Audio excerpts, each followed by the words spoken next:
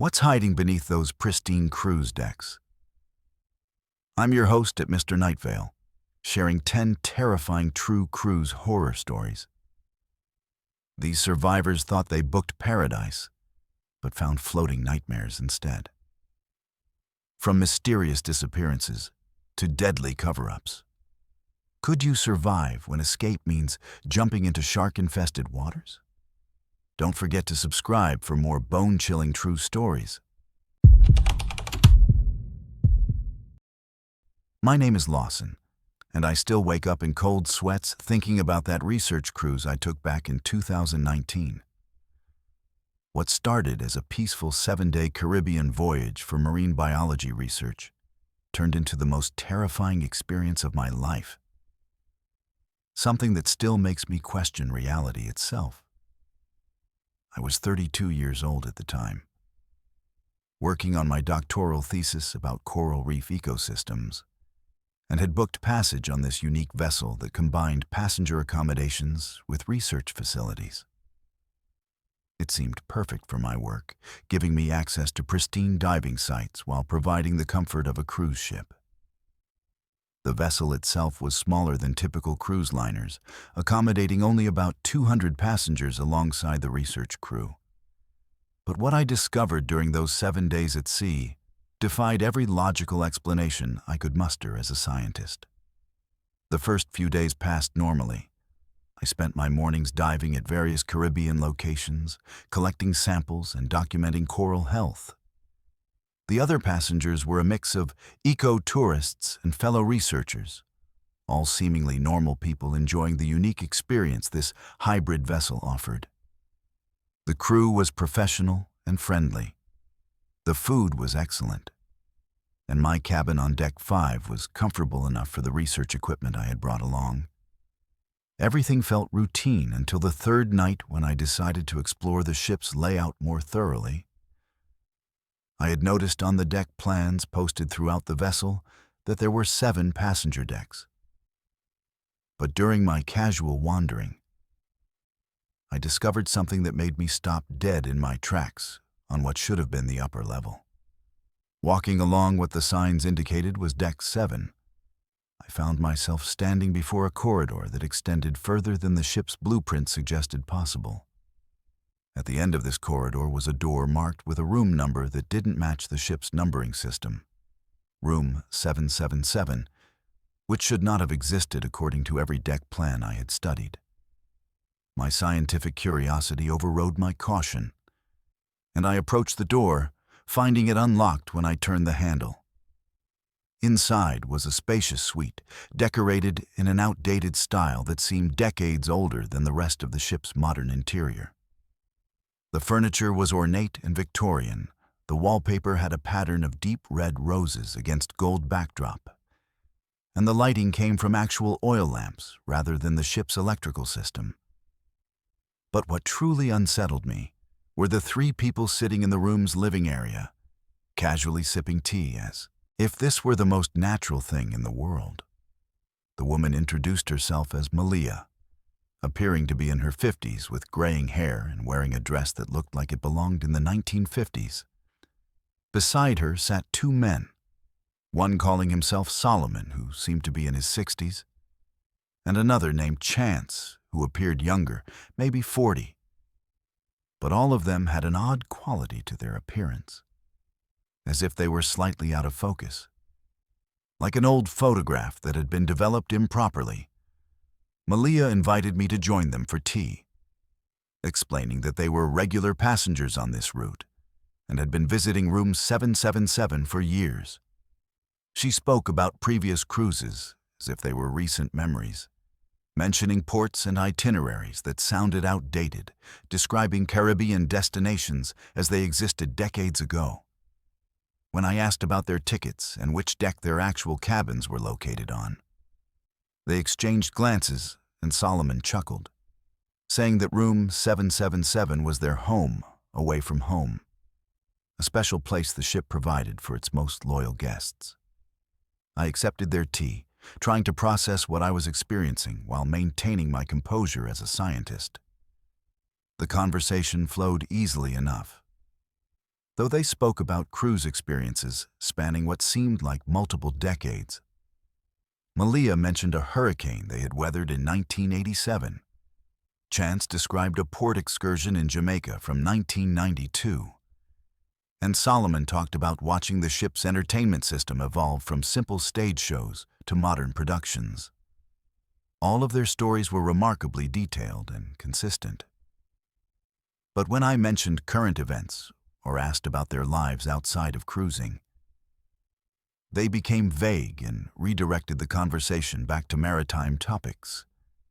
After spending about an hour in the room, I excused myself and returned to my cabin, immediately grabbing the ship's deck plans to study them more carefully. There was absolutely no indication that room 777 existed anywhere on the vessel's layout. The next morning, I returned to Deck 7 during daylight hours, determined to find that corridor again and document what I had discovered.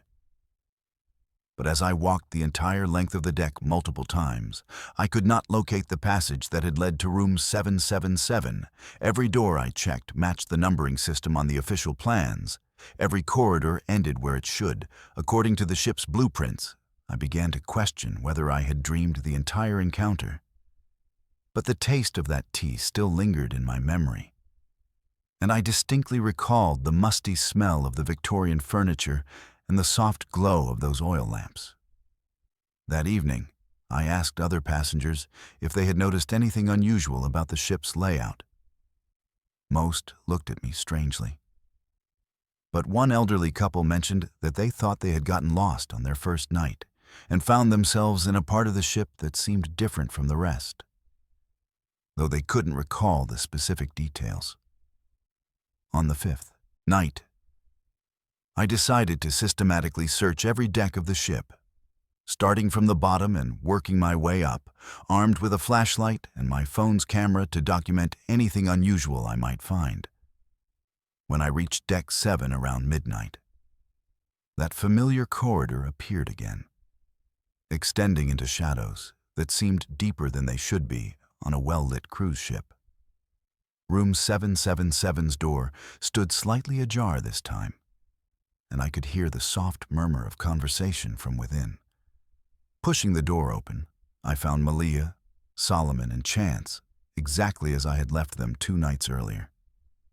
Same positions, same tea service, same clothing, as if no time had passed at all.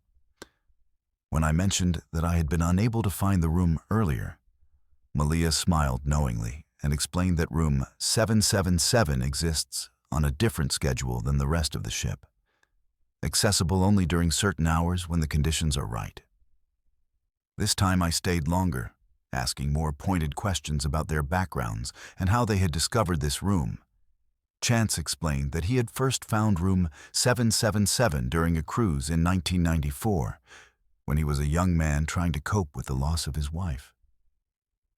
The room had provided him comfort and companionship during his darkest period, and he had been returning ever since. Solomon's story was similar, discovering the room in the late 1980s after his retirement, when he felt lost and purposeless. Malia was the most recent addition to their group, having found room 777 in the early 2000s following her divorce.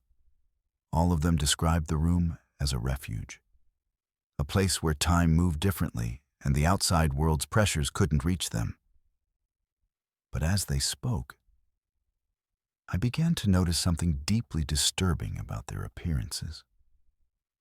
Looking more closely at their faces, I realized that while they claimed to have been visiting this room for decades, none of them showed signs of aging that matched their stories.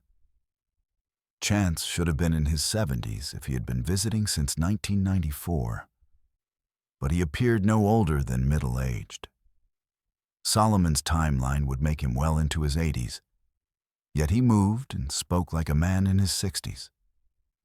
Malia's mathematics were off as well, and when I pointed out these discrepancies, their expressions became uncomfortable. Solomon cleared his throat and suggested that the room's special properties might affect how they experienced time. that perhaps the peace and comfort they found here had preserved them in ways that normal life could not. But their explanations felt rehearsed, and I began to suspect that something far more sinister was occurring in room 777. Over the next 2 hours, I observed them more carefully, noticing that they occasionally repeated conversations we had already had, as if they were stuck in loops of familiar interactions. Their stories about past cruises began to contradict each other, with dates and details shifting each time they were retold. Most unsettling was the way they seemed to fade slightly when I wasn't looking directly at them, becoming more translucent around the edges. When I tried to take photographs with my phone, the images showed only an empty room with Victorian furniture. No trace of Malia, Solomon, or Chance appeared in any of the pictures. And when I attempted to record our conversation, the audio captured only my own voice asking questions to apparently empty air. By dawn, I was convinced that I was either experiencing a complete psychological breakdown or encountering something beyond conventional understanding. The final morning of our cruise, I made one last attempt to bring someone else to room 777, convincing another passenger, a fellow researcher named Keon, to accompany me on what I described as an exploration of the ship's architecture. When we reached Deck 7 together, the corridor was clearly visible to both of us, and Keon followed me to room 777's door without question. But when we entered the room, he saw only empty Victorian furniture and asked why I had brought him to look at what appeared to be a storage room for old decorations. Malia, Solomon, and Chance were sitting in their usual positions, acknowledging my arrival with warm smiles and offering tea as always. But Keon walked right through the space where Solomon was sitting, completely unaware of any presence in the room. I watched in horror as my colleague examined the antique furniture, while 3 people I could see clearly continued their eternal tea party mere inches away from him. When we returned to the main decks, Keon expressed concern about my mental state, suggesting that the stress of my research and the isolation of being at sea might be affecting my perception. I couldn't argue with his logic, but I knew what I had experienced was real in some way that defied scientific explanation. That evening, as our cruise ended and we prepared to disembark in Miami, I made one final visit to room 777, finding Malia, Solomon, and Chance exactly as I always had.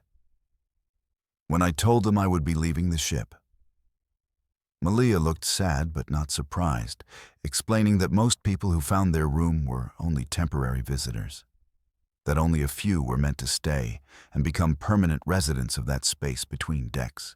She hinted that if I ever felt lost or overwhelmed by the outside world, room 777 would always be available during future cruises on this route, waiting to provide the same comfort and timeless refuge it had offered them. 6 months later, while reviewing maritime records for my thesis research, I discovered something that chilled me to the bone. Passenger manifests from the 1990s and 2000s showed that 3 people matching the exact names and descriptions of Malia, Solomon, and Chance had indeed sailed on this cruise route during the time periods they had mentioned. But according to the official records, all 3 had disappeared during their respective voyages. Listed as presumed drowned after falling overboard during night hours, their bodies were never recovered, and their cabins were found empty with no signs of struggle. I realized then that room 777 wasn't just a refuge for the lost and lonely. It was a trap, a place where people who felt disconnected from life could slip away from reality entirely, becoming permanent residents of a space that existed between the world of the living and whatever comes after. I never took another cruise after that research trip, and I still wonder how many other ships carry similar rooms, hidden spaces where time moves differently and passengers can choose to step out of their lives forever. The thought terrifies me. because I remember how comforting that Victorian parlor felt, how tempting Malia's invitation to stay had been. And I know that if I ever felt truly alone and desperate again, part of me would be drawn back to room 777, where three friends wait eternally for their next visitor to join their endless tea party. My name is Dakota, and what I'm about to tell you happened during my first contract working in food service aboard a massive cruise ship in the summer of 2021. I was 24 years old at the time, fresh out of culinary school, and desperate for adventure and experience in the hospitality industry. When I signed up for what I thought would be an exciting 6-month contract, working the Mediterranean route on one of those enormous floating cities that carry over 4,000 passengers, I had romantic visions of traveling to exotic ports, learning from experienced chefs, and building my resume while getting paid to see the world. But what I discovered during those midnight shifts in the ship's massive kitchen complex turned my dream job into an absolute nightmare that still haunts me today and has left me unable to work in any food service environment ever since. The ship was one of those modern marvels of engineering, stretching over 1,100 feet long with multiple dining venues, buffets, specialty restaurants, and room service operations running 24 hours a day, 7 days a week. The kitchen facilities were truly impressive from a technical standpoint. With industrial-grade equipment, multiple preparation areas, walk-in freezers and coolers, and sophisticated systems for managing the enormous volume of food required to feed thousands of people daily. My assigned station was in the late-night food prep area, which meant I worked the graveyard shift from midnight to 8 in the morning, preparing ingredients and maintaining food supplies for the breakfast service and early lunch preparation. The work was physically demanding, but initially seemed straightforward enough. Chopping vegetables, portioning proteins, maintaining inventory levels, and ensuring all health and safety protocols were followed according to the strict maritime food service regulations. For the first few weeks, everything seemed relatively normal despite the challenging schedule and the intense pace required to keep up with the ship's massive food production demands. My supervisor was a man named Fletcher, a veteran cruise ship chef who had worked these routes for over 15 years and seemed to know every aspect of the operation inside and out. He was demanding but fair, pushing all the night shift workers to maintain the high standards required for passenger service, while teaching us the specific procedures and shortcuts that made the operation run smoothly. The other members of the night crew were a mix of experienced maritime food service workers and newcomers like myself, most of them from various countries around the world, all working these contracts to make money and gain international experience in the hospitality industry. About a month into my contract, I began to notice some irregularities in our night shift operations that didn't align with the standard food service procedures I had learned in culinary school.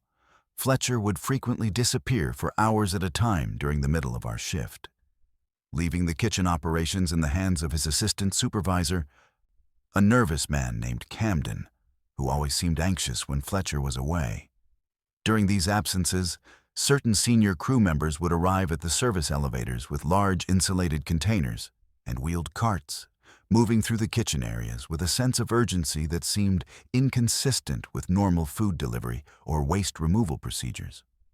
When I asked Camden about these late-night deliveries, he would quickly change the subject or assign me to tasks in different areas of the kitchen where I couldn't observe what was happening. My curiosity was further aroused when I noticed that some of the walk-in coolers and storage areas that should have been accessible to all kitchen staff were kept locked during the night shift. With only Fletcher and a few senior crew members having access keys, these restricted areas were supposedly for high-value ingredients like seafood and premium cuts of meat. But the level of security seemed excessive for normal food inventory, and I noticed that the locked areas were visited frequently by crew members who weren't part of the food service department, including some who wore the uniforms of passenger services, housekeeping, and even what appeared to be security personnel. The whole situation felt increasingly suspicious, especially when combined with Fletcher's mysterious disappearances and the nervous behavior of other night shift workers whenever I asked questions about the locked storage areas. Things took a decidedly sinister turn during my 6th week aboard the ship when I accidentally discovered what was really happening during those late-night operations. I had been assigned to clean and organize one of the prep areas near the restricted storage rooms. And while Fletcher was away on one of his mysterious absences, I heard voices and movement coming from behind one of the locked doors. My curiosity finally overcame my caution, and I managed to find a position where I could peer through a small window in the storage room door, without being detected by whoever was inside.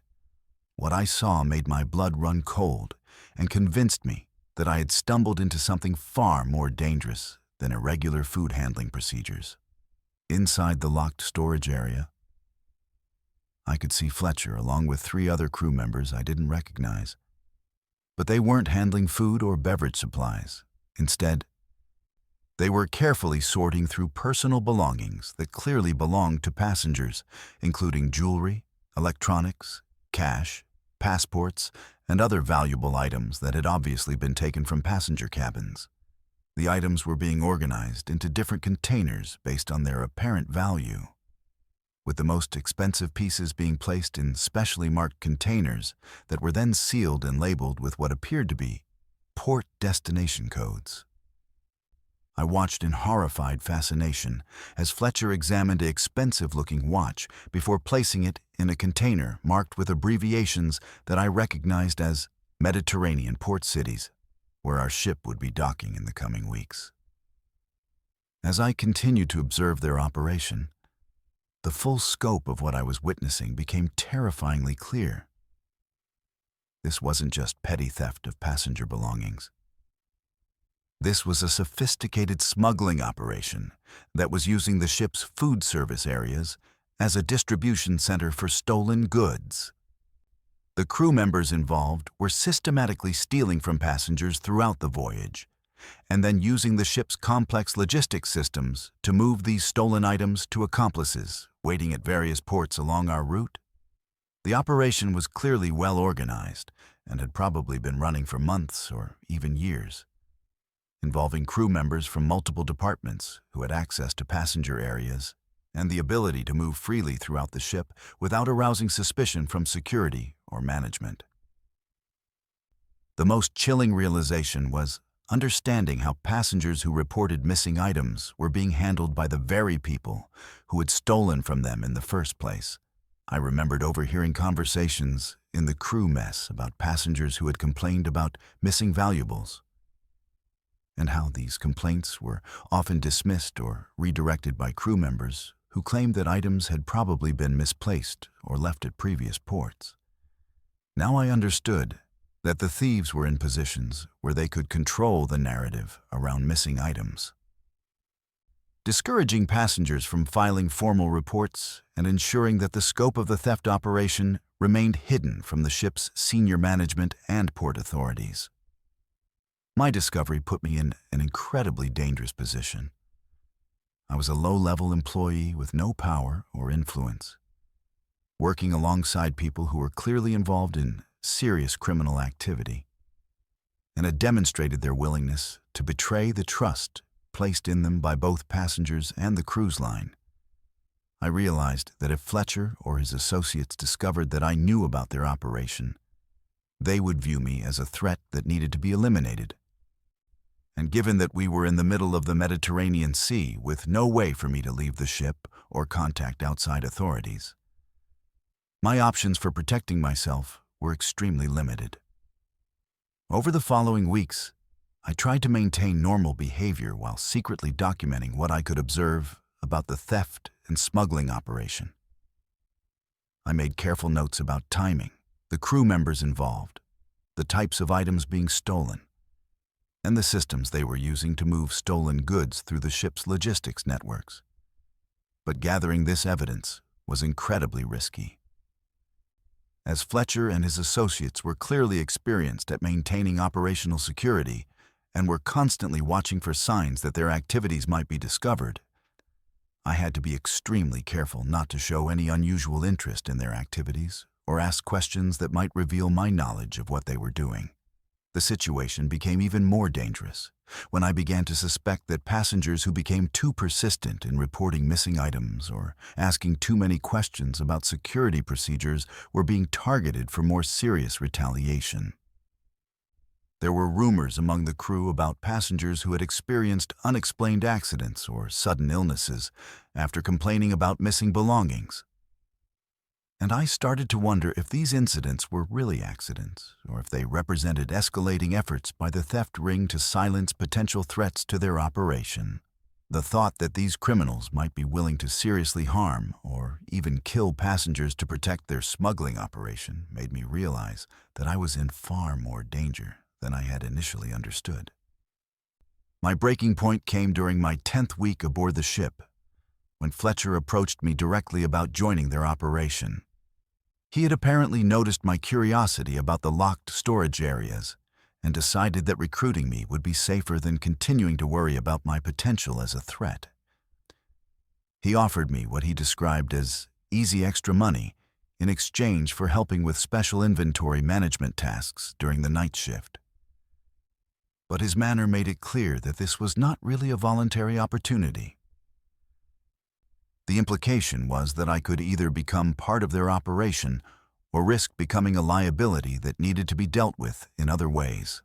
I managed to convince Fletcher that I was interested in his offer, while secretly planning my escape from the situation.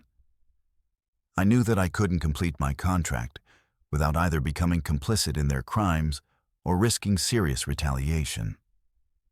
But I also understood that leaving the ship early would be complicated and potentially dangerous if Fletcher's group suspected that I intended to report their activities to authorities. I had to find a way to get off the ship at one of our port stops without arousing suspicion, and then figure out how to report what I had discovered to the appropriate maritime and international law enforcement agencies. My opportunity came when we docked in Barcelona during our 11th week at sea. I had developed a plan to claim a family emergency that required me to leave the ship immediately. And I had secretly gathered copies of my documentation about the theft ring's operations, including detailed notes about the crew members involved, their methods, and the timing of their activities. When the ship reached port, I submitted my emergency leave request and managed to get approval to disembark before Fletcher or his associates realized what was happening.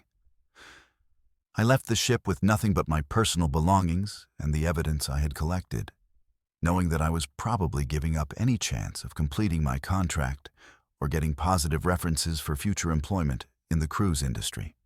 After reaching shore, I immediately contacted both Spanish maritime police and international agencies responsible for investigating crimes aboard cruise ships, providing them with all the documentation I had gathered about the theft and smuggling operation. The investigation that followed led to arrests of several crew members, including Fletcher, and revealed that their criminal network had been operating across multiple ships and routes for several years, stealing millions of dollars worth of passenger belongings and using cruise ship logistics systems to smuggle stolen goods internationally. My testimony was crucial in building the case against them. But it also meant that I could never work in the maritime industry again, as my involvement in exposing the operation made me a target for retaliation from other criminal networks operating in the cruise industry. Today, more than 3 years later, I still struggle with the psychological impact of what I experienced during those months at sea, knowing that I was working alongside criminals who were systematically victimizing innocent passengers while hiding behind the facade of hospitality service. The experience taught me that even in environments that seem safe and regulated, there can be dangerous criminal networks operating just beneath the surface, taking advantage of the trust and vulnerability of people who are simply trying to enjoy their vacations. I never returned to food service work and have spent years in therapy trying to process the trauma of being trapped in that situation with no way to escape or get help until I could finally reach port and contact authorities. My name is Bennett, and what I'm about to tell you happened during what should have been a peaceful family bonding cruise to Alaska. In September 2018, I was 45 years old at the time, recently divorced and desperately trying to reconnect with my two teenagers who had been living with their mother for the past year. My son Case was 16 and going through that typical rebellious phase where he barely spoke to me, while my daughter Iris was 14 and still dealing with the emotional aftermath of our family's dissolution. I thought a 10-day Alaska cruise on a smaller expedition vessel would be perfect for us, offering spectacular scenery, wildlife viewing opportunities, and enough shared experiences to help us rebuild our fractured relationships. But what we encountered during those 10 days in the frigid northern waters turned our healing journey into a nightmare that still haunts all three of us and has left us with psychological scars that family therapy continues to address years later. The vessel we had booked was one of those boutique expedition ships that accommodated only about 200 passengers, designed specifically for navigating Alaska's challenging coastal waters and providing intimate access to glaciers, fjords, and remote wilderness areas that larger cruise ships couldn't reach. The ship was equipped with all the modern safety features and navigation technology you would expect, but it also had that rugged, adventurous feel that appealed to travelers seeking authentic experiences rather than the sanitized entertainment of massive floating resorts. Our cabin was comfortable enough for the three of us, with twin beds for the kids and a fold-out sofa for me. And during the first few days of our voyage, it seemed like my plan for family reconnection might actually work. Case had started showing genuine interest in the wildlife photography opportunities, and Iris was fascinated by the glaciology presentations offered by the ship's naturalist guides. The weather during our first 3 days was absolutely perfect. With clear skies, calm seas, and those incredible panoramic views of snow-capped mountains rising directly from the water that make Alaska cruises so popular with photographers and nature enthusiasts. We saw humpback whales, orcas, sea otters, and countless seabirds, all against the backdrop of pristine wilderness that felt completely untouched by human civilization. The kids were finally starting to relax and engage with me in ways they hadn't since before the divorce, and I began to feel hopeful that this trip might be the turning point our family desperately needed. But on our 4th day, as we sailed deeper into the remote waters of Southeast Alaska, something began to change in ways that defied every rational explanation I could muster as someone who had spent his entire career in meteorology and atmospheric sciences. I first noticed the anomaly during the early morning hours of our 4th day, when I stepped onto our cabin's small balcony to enjoy my coffee and watch the sunrise over the magnificent landscape. Instead of the clear skies that had characterized our voyage so far, I observed a single, perfectly circular storm cloud formation hovering directly above our ship, maybe 2,000 feet up, dark and roiling with internal electrical activity that created an almost constant display of lightning within its confines. But what made this cloud formation truly bizarre was that the surrounding sky remained completely clear for as far as I could see in every direction, as if this localized storm system existed in complete isolation from the normal weather patterns affecting the region. My professional training immediately told me that what I was observing was meteorologically impossible. But there it was, following our vessel like some kind of atmospheric parasite that had attached itself to our ship. Over the next several hours, as we continued our planned itinerary through the Inside Passage, the mysterious storm cloud maintained its position directly above us, never moving ahead or falling behind, but always centered perfectly over our vessel regardless of our course changes or speed adjustments. The ship's captain, a veteran of Alaska waters with over 20 years of experience navigating these challenging routes, made several announcements trying to reassure passengers that we were experiencing an unusual but not dangerous weather phenomenon. But I could hear the uncertainty in his voice, and his explanations didn't align with anything I knew about atmospheric physics or regional weather patterns. By midday, the cloud had begun producing intermittent rain and hail that affected only our immediate area, while other ships visible on the horizon continued to enjoy clear skies and calm conditions. The situation became truly frightening on our fifth day, when the storm cloud began generating increasingly violent weather that seemed to be specifically targeting our vessel. The winds intensified to gale force levels that rocked our relatively small ship with tremendous force, sending most passengers to their cabins with severe seasickness. But what disturbed me most was the consistency of the storm's behavior.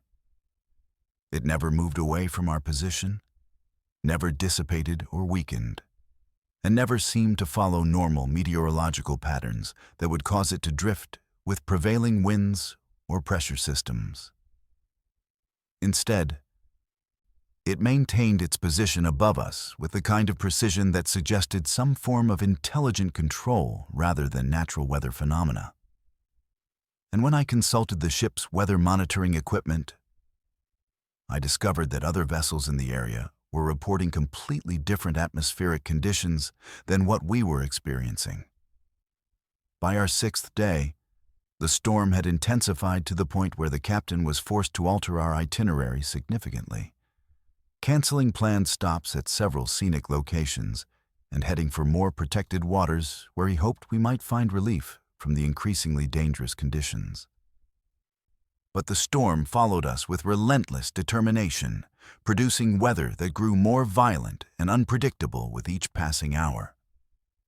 Waves that should have been impossible in the relatively sheltered waters we were navigating began battering our ship with tremendous force. And the constant lightning strikes were creating electromagnetic interference that affected our communication and navigation systems in ways that made the crew visibly nervous about our ability to safely complete the voyage. The most disturbing aspect of our ordeal was the effect the storm began having on the passengers and crew, particularly the psychological impact of being trapped under what felt like a malevolent weather system that seemed to be deliberately tormenting us.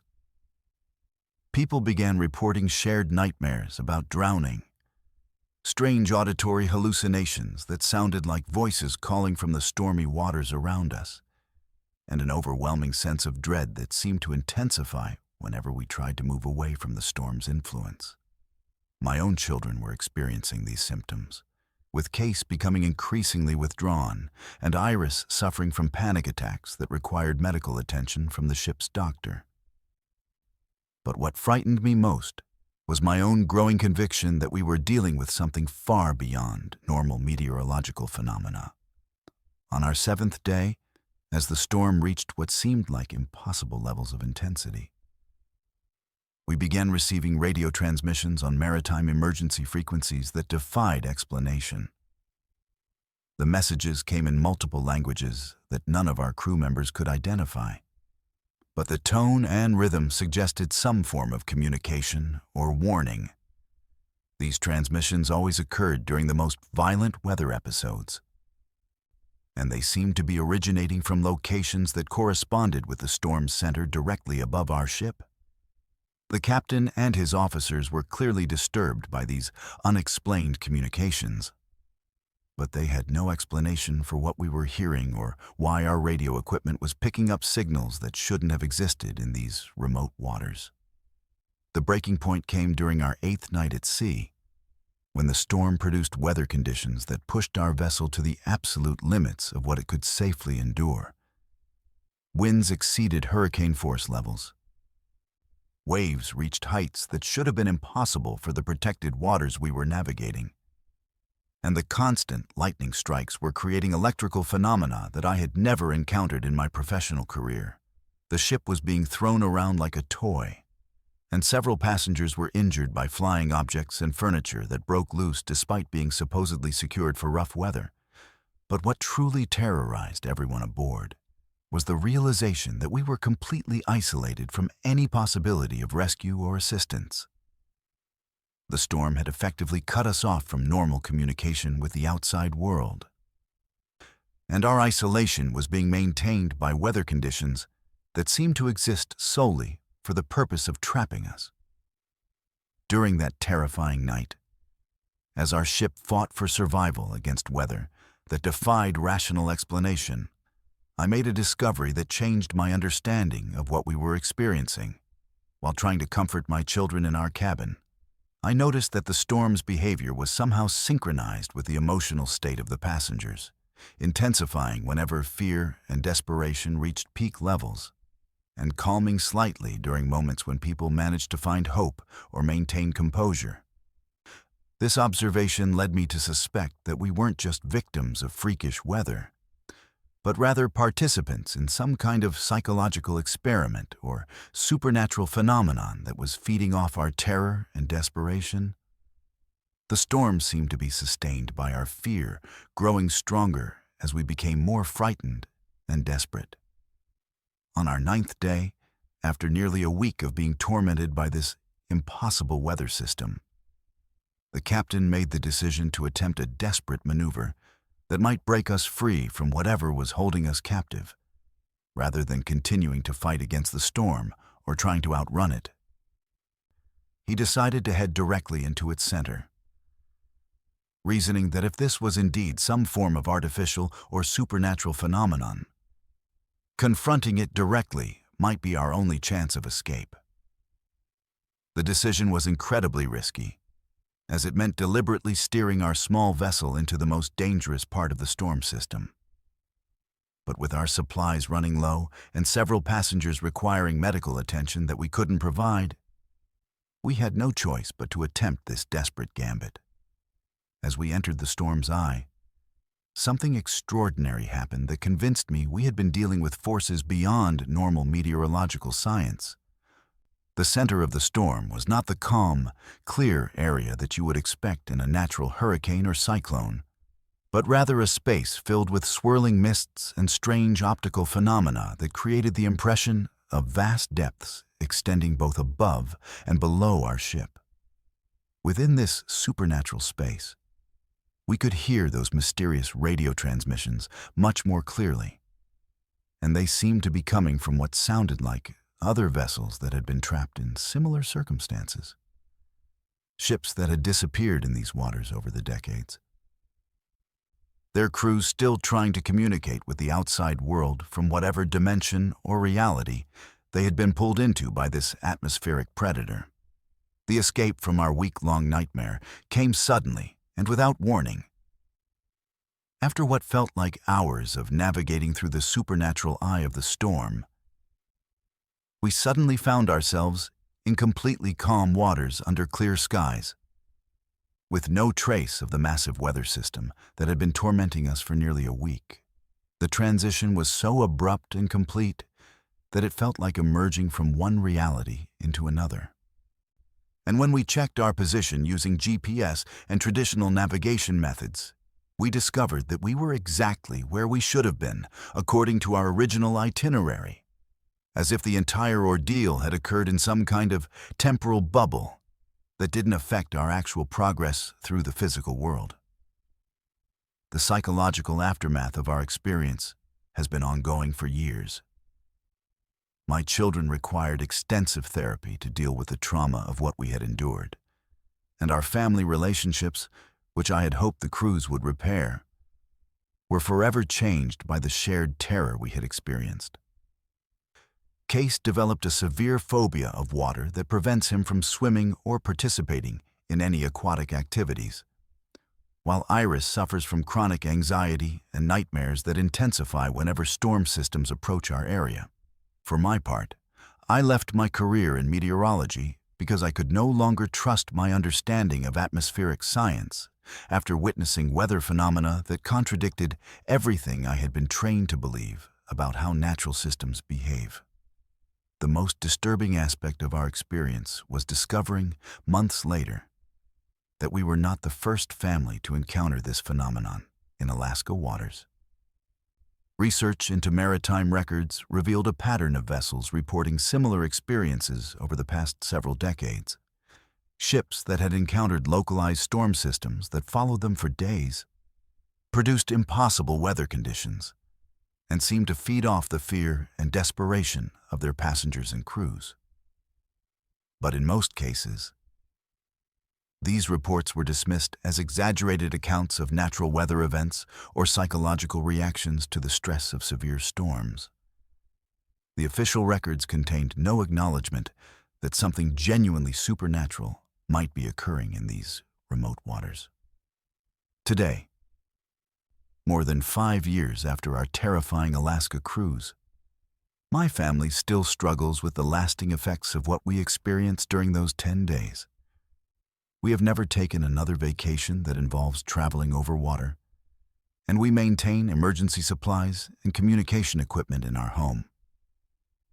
Because we learned firsthand how quickly normal life can be disrupted by forces beyond human understanding or control. The experience taught us that there are aspects of our world that science cannot explain or predict, and that sometimes the most dangerous threats are those that exist just beyond the boundaries of what we consider possible. I still wake up sometimes hearing those mysterious radio transmissions and wondering about the other families who may have encountered that storm system and never made it back to tell their story. My name is Harper, and I'm 28 years old. What happened to me during a luxury cruise in 2020 still haunts me. I was a travel blogger. I thought this would be my dream assignment. A 14-day crossing from New York to Southampton. I was documenting luxury solo travel. Everything seemed perfect at first. But what I discovered turned my dream into a nightmare. The ship was beautiful. Only 600 passengers. Spacious suites with private balconies, multiple fine dining venues, world-class spa. My suite was perfect. Marble bathroom, stunning ocean views. For the first few days, I loved my work. I photographed the elegant interiors. I documented culinary experiences. I interviewed interesting passengers. Everything was going perfectly. Then I noticed something strange. There was another passenger, a man in his early 50s, well-dressed and sophisticated. He kept appearing wherever I was working. At first, I thought it was coincidence. Small ships mean seeing familiar faces. But he always had his phone or camera ready. He was taking pictures constantly. I started feeling uncomfortable about his constant presence. The man introduced himself as Wesley. He claimed to be a retired executive. He seemed knowledgeable about travel. He asked thoughtful questions about my photography, about my experiences as a solo traveler. His questions seemed appropriate at first. But then he got too personal. He wanted to know my daily schedule, where I planned to eat, which activities I might attend, what times I returned to my suite. This went beyond normal curiosity. By our first week, I suspected something was wrong. Our encounters weren't coincidental anymore. Wesley always knew where I would be. He appeared at restaurants just as I arrived. He showed up at deck activities right after me. Even when I changed my routine spontaneously, he still found me. The timing seemed impossible unless he was tracking me. I started feeling genuine dread. On our 8th day, everything changed. I returned to my suite early feeling sick. I opened my balcony door for fresh air. I saw Wesley on the adjacent balcony. He had a professional camera with a telephoto lens. He was photographing my suite's interior through my sliding doors. When he saw me watching him, he didn't look embarrassed. He smiled and waved like this was completely normal. That evening, I confronted him about it. He claimed he was documenting ship design for a travel review. His explanation felt rehearsed and fake. Over the next few days, I noticed more disturbing patterns. Wesley had detailed knowledge about my daily routines. He knew which spa treatments I had booked. He knew my dining reservation times. He even knew personal details I hadn't shared with him. When I checked my social media, I discovered something terrifying. Someone had been systematically screenshotting my posts, including old content from previous assignments. This required extensive searching through my online presence. This wasn't spontaneous attraction. This was planned stalking. The most frightening discovery came on our 10th day. I found evidence that Wesley had accessed my suite. Personal items had been moved slightly. My photography equipment had been handled. My clothing had been rearranged. Someone had gone through my belongings systematically. When I reported this to ship security, they were skeptical. They suggested housekeeping might be responsible. But I knew this went far beyond normal cleaning. Someone had been inventorying my personal possessions. The breaking point came on our 11th night. I woke up at 3 in the morning. Someone was trying to open my suite door. I could hear the electronic lock being engaged repeatedly. Someone was trying different key cards. I looked through the peephole. Wesley was standing in the corridor. He was holding multiple key cards. The door finally opened. He had somehow obtained master keys. The terror I felt was unlike anything I'd ever experienced. I was trapped in a small room in the middle of the ocean, with someone who could access my living space. I activated the emergency communication system. I barricaded myself in the bathroom until security arrived. When they searched my suite, Wesley was gone. They discovered my suite had been thoroughly searched. My photography equipment had been examined. My electronics had been handled. My clothing had been cataloged. When security found Wesley, he claimed he was sleepwalking.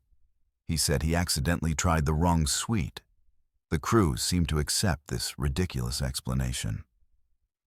During my final 3 days, other passengers approached me. They had disturbing information about Wesley's behavior.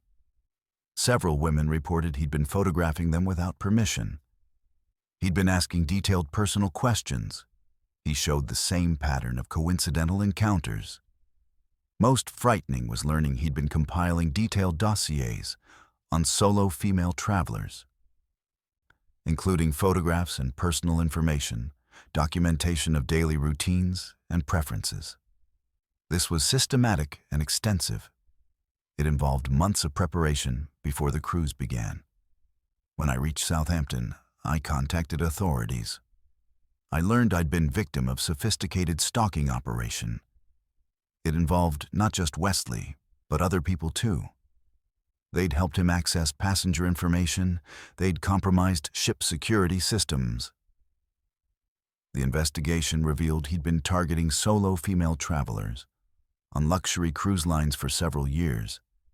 He used his wealth and sophistication to gain trust from cruise staff and passengers, while conducting extensive surveillance and privacy violations. What made it worse was discovering the scope. Photographs and personal information he collected were being sold to third parties through dark web marketplaces that specialized in voyeuristic content and personal data about vulnerable individuals. He'd been secretly recording our conversations, documenting my daily activities in obsessive detail. He'd accessed my electronics to copy photographs, contact information, and private data. This information was potentially shared with unknown individuals. The psychological impact has been devastating. I can no longer work as a travel blogger. The thought of being alone in unfamiliar places triggers panic attacks.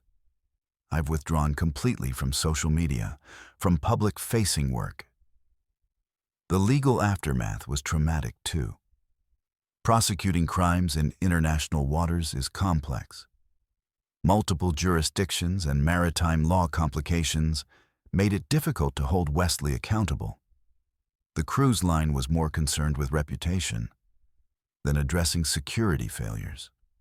Today, more than 4 years later, I still struggle with the lasting effects of being systematically stalked. The experience taught me predators operate anywhere, including places that seem safe and regulated. The isolation of being at sea makes passengers vulnerable to individuals who exploit crew's social atmosphere. Years of therapy haven't erased the trauma of having privacy so thoroughly violated, knowing my information may still circulate online, has effectively ended my career and limited my ability to enjoy experiences I once loved. My name is Russell, and I'm 67 years old. What happened to me and my wife Dorothy during our 40th wedding anniversary cruise still haunts us. This was supposed to be the perfect celebration. A 12-day Caribbean island hopper aboard a Princess cruise ship. We had been planning this trip for 2 years, saving every penny to make it special. After 4 decades of marriage, we deserved this luxury. But what we encountered during those 12 days at sea defied every medical explanation. It has left us questioning the very nature of reality itself. We chose Princess Cruises because of their reputation for excellent service. Their ships cater to mature travelers like ourselves. The vessel was beautiful, elegant dining rooms, comfortable staterooms, professional staff who treated us like royalty. Our cabin had a small balcony, perfect for morning coffee together. We had planned this trip down to every detail. Shore excursions to tropical islands, formal dinners in the main dining room, dancing in the lounge where we had our first dance 40 years ago. The first 3 days were absolutely perfect. We visited St. Thomas and St. Martin. The weather was beautiful, clear blue skies and calm seas. Dorothy looked radiant in her new sundresses. I felt younger than I had in years. We were finally living our dream. Taking photographs at every port, trying new foods together, meeting other couples who were celebrating similar milestones, everything felt magical and romantic. But on our 4th day, something changed. We both woke up feeling slightly under the weather. Nothing serious at first, just minor stomach discomfort. We assumed it was something we ate. The rich shipboard food after decades of simple home cooking. We decided to take it easy that day, skipping the planned shore excursion to Barbados. Instead, we stayed aboard, resting in our cabin and enjoying room service. The ship's medical staff assured us it was normal. Travelers often experience minor digestive issues. They recommended bland foods and plenty of fluids. By our 5th day, the symptoms had intensified, but in ways that seemed impossible. Dorothy and I were experiencing identical symptoms at exactly the same times. When she felt nauseous, I felt nauseous. When my stomach cramped, hers cramped too. We thought it was coincidence at first. Couples often share illnesses after being together so long. But the synchronization was perfect. Down to the minute. If Dorothy needed to vomit, I would feel the urge simultaneously. If I developed a headache, she would reach for her temples at exactly the same moment. The ship's doctor was puzzled by our condition. He had never seen anything like it. 2 separate patients experiencing identical symptoms, with perfect timing. Blood tests showed similar abnormalities, but nothing he could identify. He suggested we might be experiencing psychosomatic symptoms, stress from travel combined with our advanced age. But Dorothy and I knew this was different. We had been married for 40 years. We knew each other's bodies and health patterns. This was something entirely new and terrifying. On our 6th day, something even stranger began happening. We started sharing memories that belonged to only one of us. Dorothy would mention events from her childhood that I had never experienced, but I would remember them as clearly as if I had been there. She recalled my first day at the factory job, where I worked for 30 years before we even met. But her memories were perfect, every detail correct, down to the smell of the machine oil and the color of my supervisor's tie. The medical staff was becoming increasingly concerned. Our blood work showed anomalies they couldn't explain. Our brain scans revealed unusual neural activity, patterns that suggested our minds were somehow synchronizing. like two radio stations tuning to the same frequency. But medical science had no explanation, no treatment protocol, no understanding of what was happening to us. They wanted to evacuate us to a hospital, but we were days from any major medical facility. By our 7th day, we could feel each other's thoughts. Not telepathy exactly, but something deeper. I would think about our grandchildren, and Dorothy would start talking about them.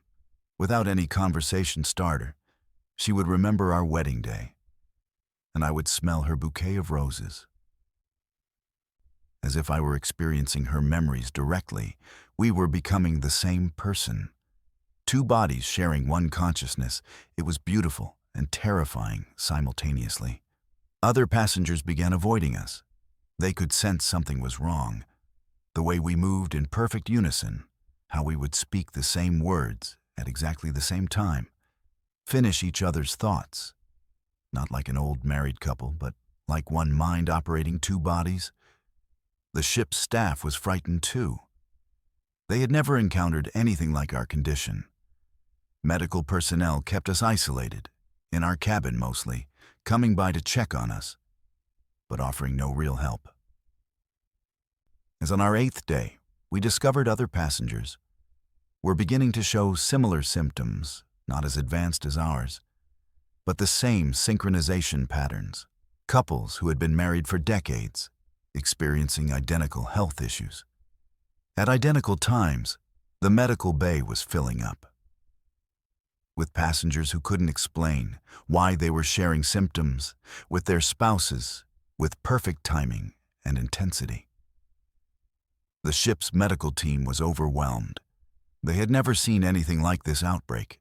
It wasn't following normal disease patterns, no infectious agent they could identify, no environmental cause they could trace.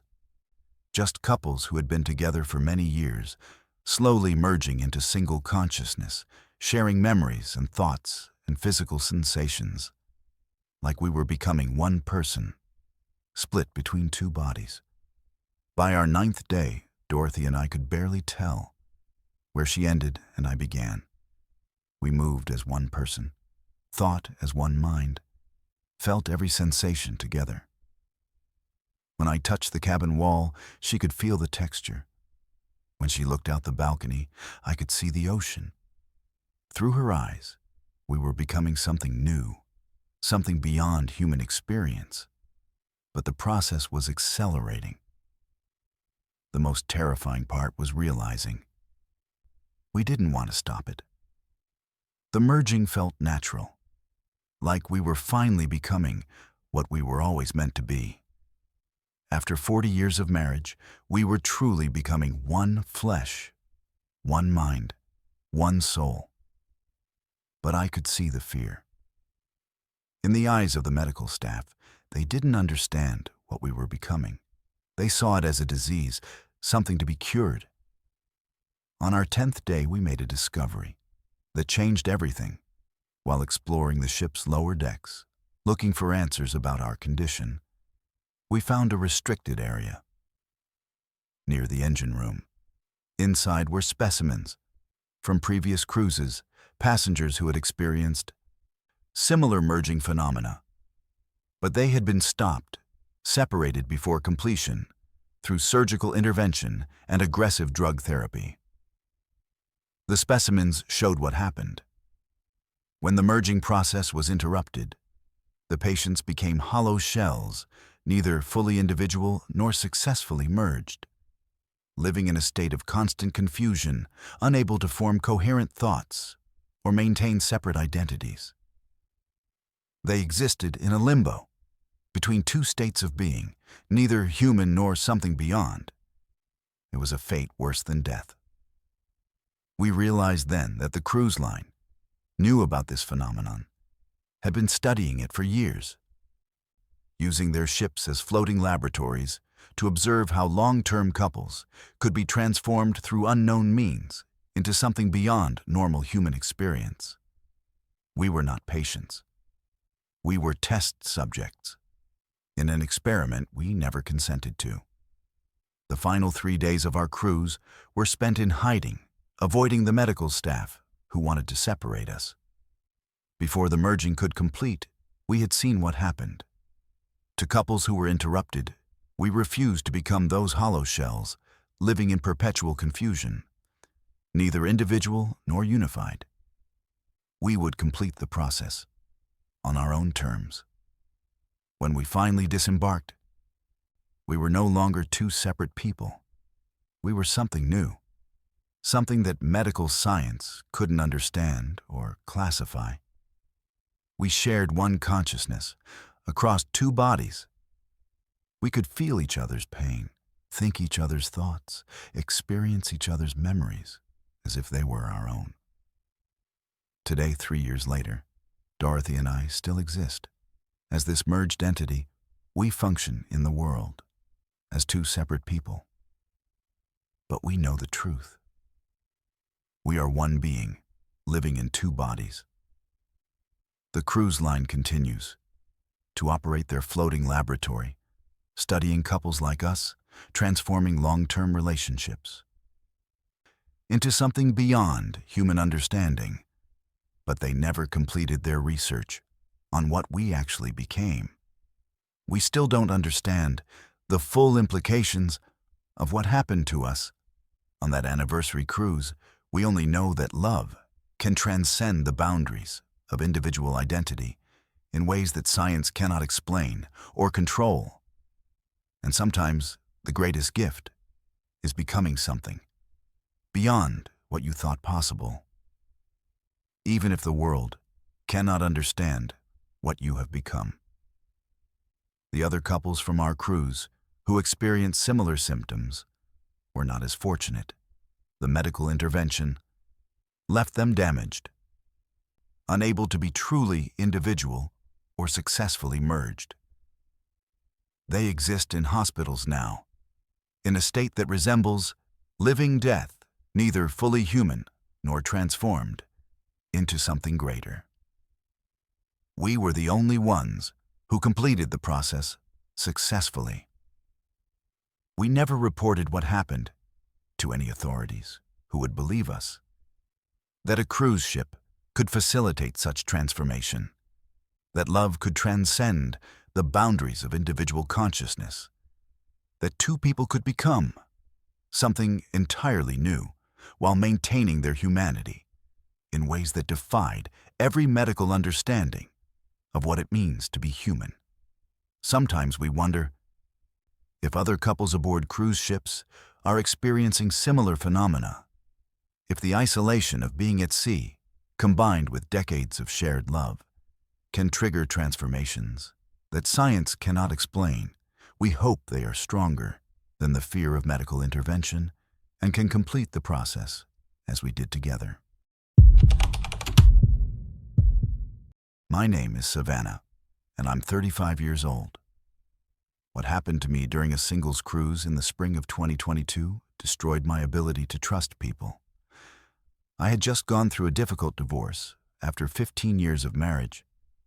I thought a Norwegian cruise to the Western Caribbean would be perfect. A chance to rediscover myself, to meet new people, to start fresh. The ship had organized singles events, mixers, and activities designed for solo travelers. I was excited about the possibilities. But what I discovered during those 7 days at sea changed my understanding of human manipulation forever. The ship was beautiful. Modern amenities and comfortable staterooms. The singles program seemed well organized. They had special meet and greet events, group dining arrangements, exclusive parties just for solo travelers. On my first night, I attended the welcome mixer. In the ship's main lounge, there were about 60 people there, all recently divorced or never married, looking for companionship and adventure. The atmosphere was friendly and welcoming. That's where I met the group. They called themselves the Sea Family, about 12 people who had been traveling together. On multiple cruises over several years, they seemed sophisticated and worldly, well-dressed and articulate. They made me feel instantly welcome, like I had found my tribe after years of a suffocating marriage. Their acceptance felt like exactly what I needed to rebuild my confidence and social life. The leader of the group was a woman named Celeste. She appeared to be in her 40s, with an almost magnetic personality. She had this way of making everyone feel special, like they were the most interesting person she had ever met.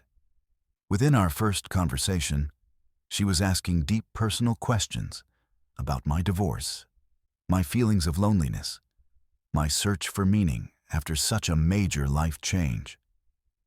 I found myself opening up to her in ways I hadn't with anyone in years. The other members of the C family were equally welcoming. They invited me to join their private dinner at the specialty restaurant. They paid for my meals without expecting anything in return.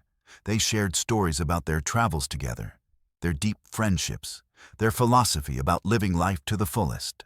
After the isolation of my failing marriage, this instant community felt like a miracle, like I had finally found my people. Over the next few days, the C family monopolized my time completely. They had events planned from morning until night. Group breakfasts and shore excursions, private parties in their suites. They discouraged me from participating in the ship's regular singles activities, saying those people were superficial, not seeking genuine connections like what we had found together. I started missing the organized events to spend more time with my new family. By the third day, something felt different. The conversations became more intense, more personal. Celeste started talking about spiritual concepts, about finding your true family.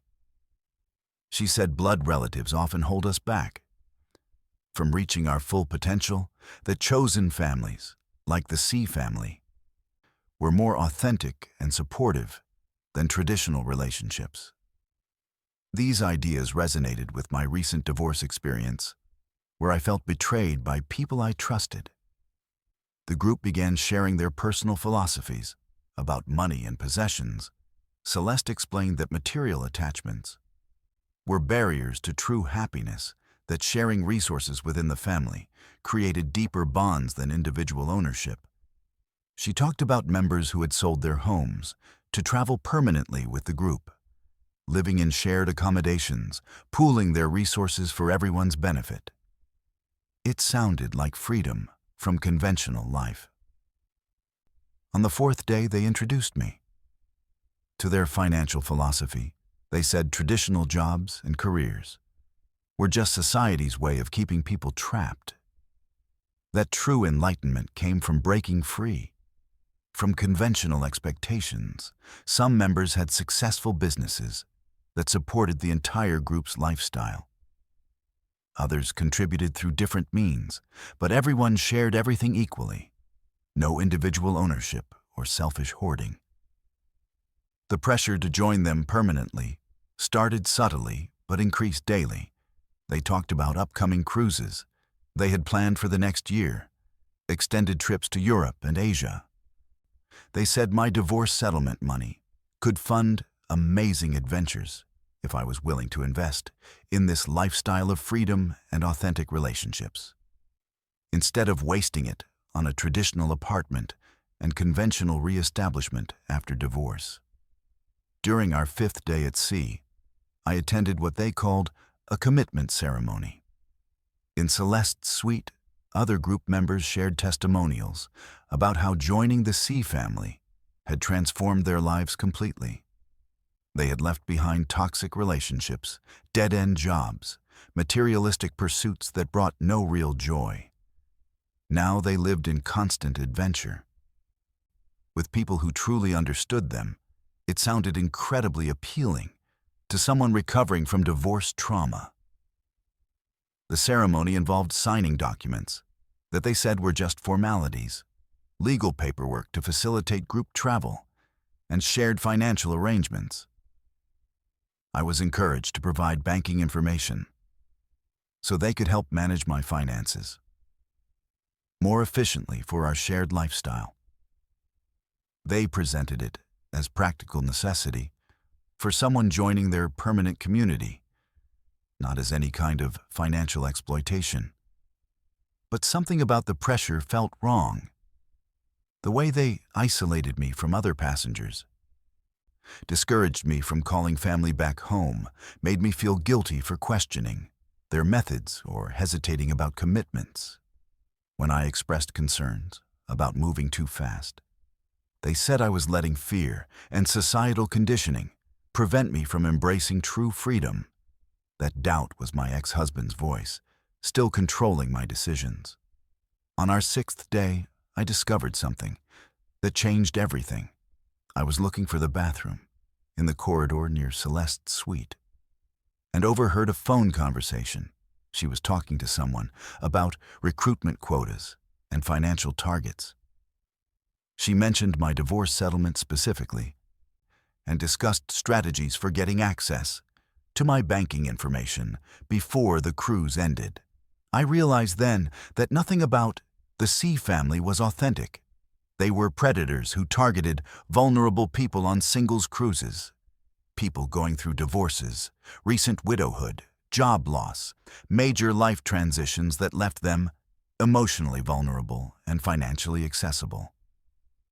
The entire operation was designed to exploit people seeking community and authentic relationships. The final night of the cruise, they pressured me to make my final commitment to transfer my settlement funds into their group account so I could join their next cruise to the Mediterranean immediately. They said hesitation meant I wasn't ready for true spiritual growth, that I was choosing fear over love, conventional society over authentic community. The manipulation was overwhelming and expertly crafted. I managed to avoid signing anything by claiming I needed to arrange affairs at home first.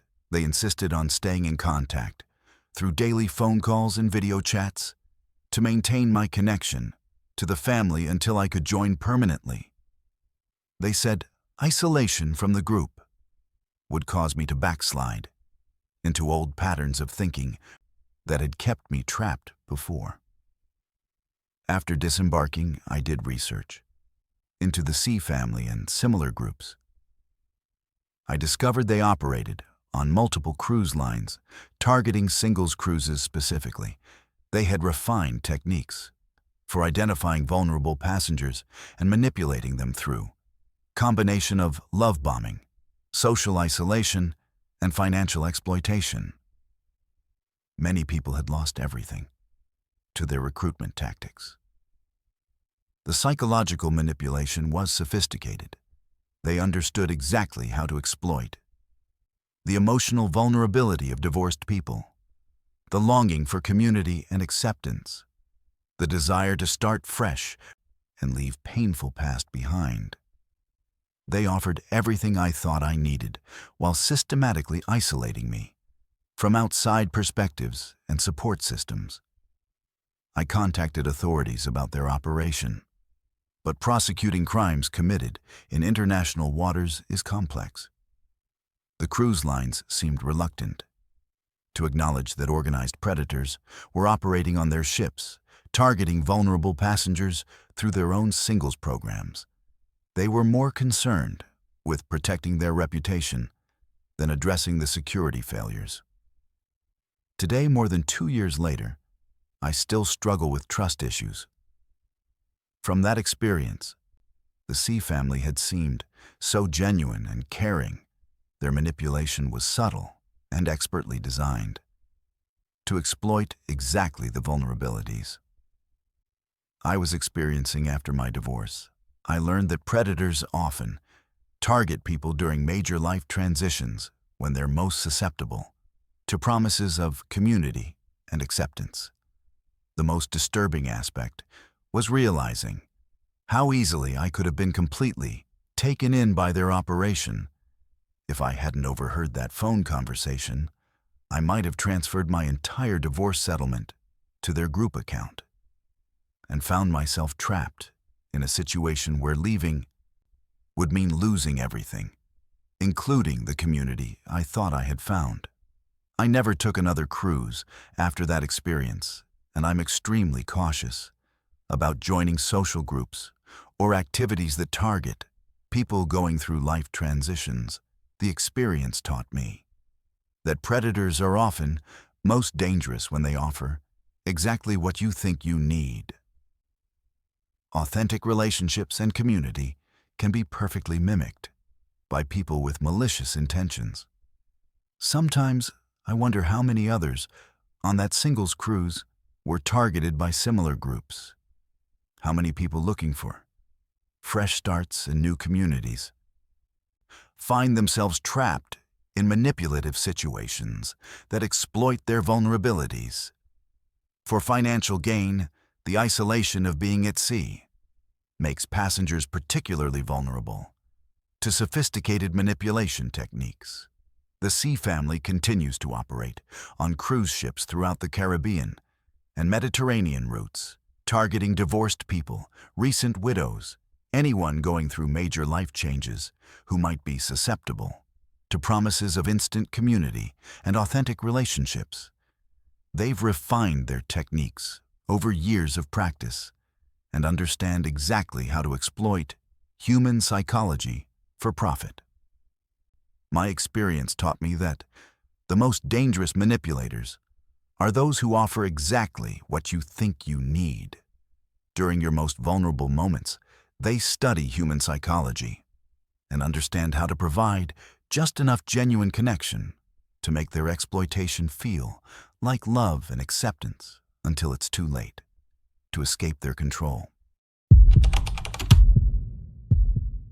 My name is Julianne, and what I discovered during my summer job working in ship maintenance aboard a Carnival cruise ship in 2019 changed everything I thought I knew about the cruise industry.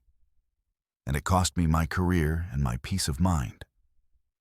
I was 19 years old at the time, fresh out of high school and desperate for a job that would help me save money for college. When I landed a position as a maintenance assistant on one of their largest vessels running 5-day Bahamas routes out of Miami, I thought it would be an adventure, a chance to see the world while getting paid. But what I found hidden in the restricted areas of that ship was evidence of something so disturbing that I still wake up in cold sweats thinking about it. And I've never been able to set foot on another cruise ship since. The ship was massive, accommodating over 4,000 passengers and more than 1,000 crew members, with multiple decks of restaurants, entertainment venues, pools, and staterooms. As a maintenance worker, I had access to areas that passengers never saw: the engine rooms, storage compartments, crew quarters, and service corridors that kept the floating city running smoothly. My supervisor was a man named Garrett, who had been working cruise ships for over 15 years. He was experienced and professional. But I noticed from the beginning that there were certain areas of the ship where I wasn't allowed to go. Storage rooms and compartments that were kept locked with electronic keypads, and only senior crew members had access. During my first few weeks, the work was routine enough: cleaning and organizing maintenance supplies, assisting with minor repairs, learning the complex systems that powered everything from air conditioning to waste management. The hours were long, and the work was physically demanding. But I enjoyed the challenge and the opportunity to learn skills that might help me in a future engineering career. My fellow maintenance workers were a mix of experienced maritime professionals and younger people like myself trying to get started in the industry. Most of them seemed normal enough, but I began to notice that some of the senior crew members acted strangely around certain areas of the ship, becoming nervous and evasive whenever I asked questions about the locked storage areas. My curiosity about the restricted zones intensified during my 4th week aboard the ship, when I accidentally witnessed something that made no sense according to everything I knew about cruise ship operations. I was working late one night in a service corridor near the engine room, organizing tools and equipment for the next day's maintenance schedule, when I heard voices and movement coming from one of the supposedly secure storage areas. The electronic lock system showed a red light indicating the room was sealed, but I could clearly hear people moving around inside, along with sounds that seemed like heavy objects being dragged across the floor. When I tried to get closer to investigate, Garrett appeared behind me and ordered me to return to my assigned work area immediately. His tone was sharp and threatening in a way I had never heard from him before. The following day, I mentioned the incident to one of my co-workers, a maintenance assistant named Porter, who had been working cruise ships for about 3 years. Instead of sharing my curiosity about the strange activity in the restricted areas, he became visibly nervous and warned me to stop asking questions about parts of the ship that weren't my responsibility. He said some things were better left alone if I wanted to keep my job and finish my contract safely. The warning felt ominous and out of proportion to what should have been a minor workplace curiosity. But Porter's reaction convinced me that there was definitely something significant being hidden in those locked storage areas, something that the senior crew members were determined to keep secret from newer employees like myself. My opportunity to investigate came during my 6th week aboard the ship, when a maintenance emergency in the engine room required all available personnel to assist with repairs that would take most of the night. In the chaos of the emergency response, security protocols were relaxed and several restricted areas were left temporarily accessible, while senior crew members focused on the mechanical crisis. I volunteered to retrieve specialized tools from various storage compartments, giving me a legitimate reason to move freely through areas that were normally off-limits to maintenance assistants. During one of these trips, I discovered that the electronic lock on one of the mysterious storage rooms had been disengaged, leaving the door slightly ajar and providing me with my first opportunity to see what was being hidden inside. What I found in that storage room challenged everything I thought I understood about cruise ship operations and maritime safety regulations. Instead of the ship supplies or mechanical equipment I expected to see, the room contained personal belongings that clearly belonged to passengers. Dozens of suitcases, jewelry boxes, electronics, cameras, and other valuable items that had obviously been collected from passenger cabins over multiple voyages. The items were organized systematically, sorted by apparent value and type, with the most expensive pieces stored in specially marked containers that were labeled with codes I didn't recognize, but which appeared to correspond to different ports and destinations along the ship's regular routes. As I continued to examine the contents of the storage room, the full scope of what I was witnessing became terrifyingly clear. This wasn't just a case of crew members stealing individual items from passenger cabins. This was a massive, organized operation that involved systematic theft from passengers throughout each voyage, with the stolen goods being cataloged, processed, and presumably distributed to accomplices waiting at various ports along the ship's itinerary. The level of organization and the sheer volume of stolen merchandise indicated that this operation had been running for months or possibly years, involving multiple crew members across different departments who had access to passenger areas and the authority to move freely throughout the ship without arousing suspicion. The most disturbing discovery came when I found documentation that revealed how passengers who reported missing items were being handled by the very crew members who had stolen from them. There were folders containing incident reports, passenger complaints, and response strategies designed to discourage passengers from pursuing their theft reports or escalating them to port authorities. The documents showed how crew members in positions of authority were systematically gaslighting passengers, convincing them that their valuables had been misplaced or left at previous ports, rather than stolen by the people they trusted to keep them safe during their vacation. While I was examining these documents, I heard footsteps approaching the storage room. Realizing that my unauthorized investigation was about to be discovered, I quickly photographed as many documents and inventory lists as I could using my phone, then carefully returned everything to its original position and slipped out of the storage area just as Garrett and two other senior crew members arrived in the corridor. They seemed suspicious about my presence in that area of the ship. But the ongoing engine room emergency provided me with a plausible explanation for why I was retrieving tools from various storage compartments. I managed to convince them that I was simply following orders to gather equipment for the repair operation. Over the next few days, I tried to process what I had discovered and decide how to respond to evidence of such extensive criminal activity. The theft operation was clearly being run by people in positions of authority who could easily retaliate against anyone who threatened their operation. And as a 19-year-old maintenance assistant with no maritime experience or industry connections, I had very little power to challenge their activities directly. However, I also realized that I couldn't simply ignore what I had witnessed, knowing that innocent passengers were being systematically victimized by crew members they trusted, and that the cruise line was potentially complicit in covering up these crimes. My decision to gather more evidence nearly got me killed during my 8th week aboard the ship. When I returned to the storage areas during another night shift to document additional aspects of the theft operation.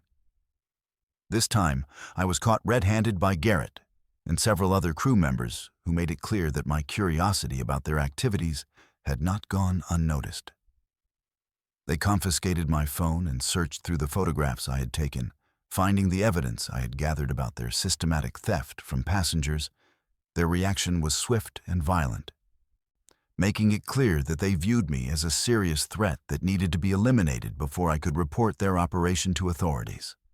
The confrontation in that storage room was terrifying, as Garrett and his associates made explicit threats about what would happen to young crew members who couldn't mind their own business.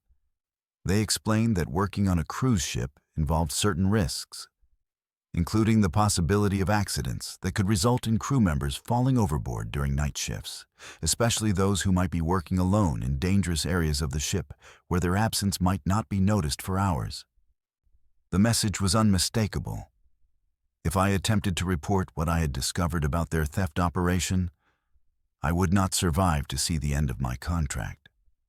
They forced me to delete the photographs from my phone while they watched, and made me sign a document stating that I had never witnessed any irregular activities aboard the ship, and that any claims I might make about crew member misconduct would be lies motivated by my dissatisfaction with my employment. They kept copies of this signed statement as insurance against any future attempts I might make to report their criminal activities, and made it clear that my family would also be at risk if I caused problems for their operation. The combination of immediate physical threats and long-term intimidation was expertly designed to ensure my silence. For the remainder of my contract, I was closely monitored by crew members involved in the theft operation. My work assignments were changed to keep me away from sensitive areas of the ship, and I was never left alone during shifts when I might have access to communication equipment or unsecured storage areas. The psychological pressure was intense, knowing that I was surrounded by criminals who had demonstrated their willingness to use violence to protect their operation, and that I had no way to contact outside authorities without putting myself, and potentially my family, at serious risk. When my contract finally ended and I was able to leave the ship, I immediately contacted both the FBI and maritime authorities to report what I had witnessed. But the process of investigating crimes committed in international waters proved to be incredibly complex, involving multiple jurisdictions and agencies that seemed more interested in protecting the cruise industry's reputation than pursuing criminal prosecutions. The cruise line's response was to deny all my allegations and to question my credibility as a disgruntled former employee. They produced the signed statement I had been forced to make under duress, using it as evidence that my reports were fabricated. The investigation dragged on for months without producing any arrests or significant consequences for the people involved in the theft operation. Meanwhile, I received anonymous threats warning me to stop pursuing the matter. and discovered that my employment prospects in any maritime or hospitality industry had been effectively destroyed by negative references from my former supervisors. The cruise line's legal team made it clear that they would aggressively challenge any attempt I made to publicize my experiences or to pursue civil remedies for the intimidation and threats I had experienced. Today, more than 4 years after my nightmarish experience aboard that cruise ship, I still struggle with the knowledge that passengers continue to be victimized by organized theft operations that the cruise industry seems unwilling or unable to address effectively.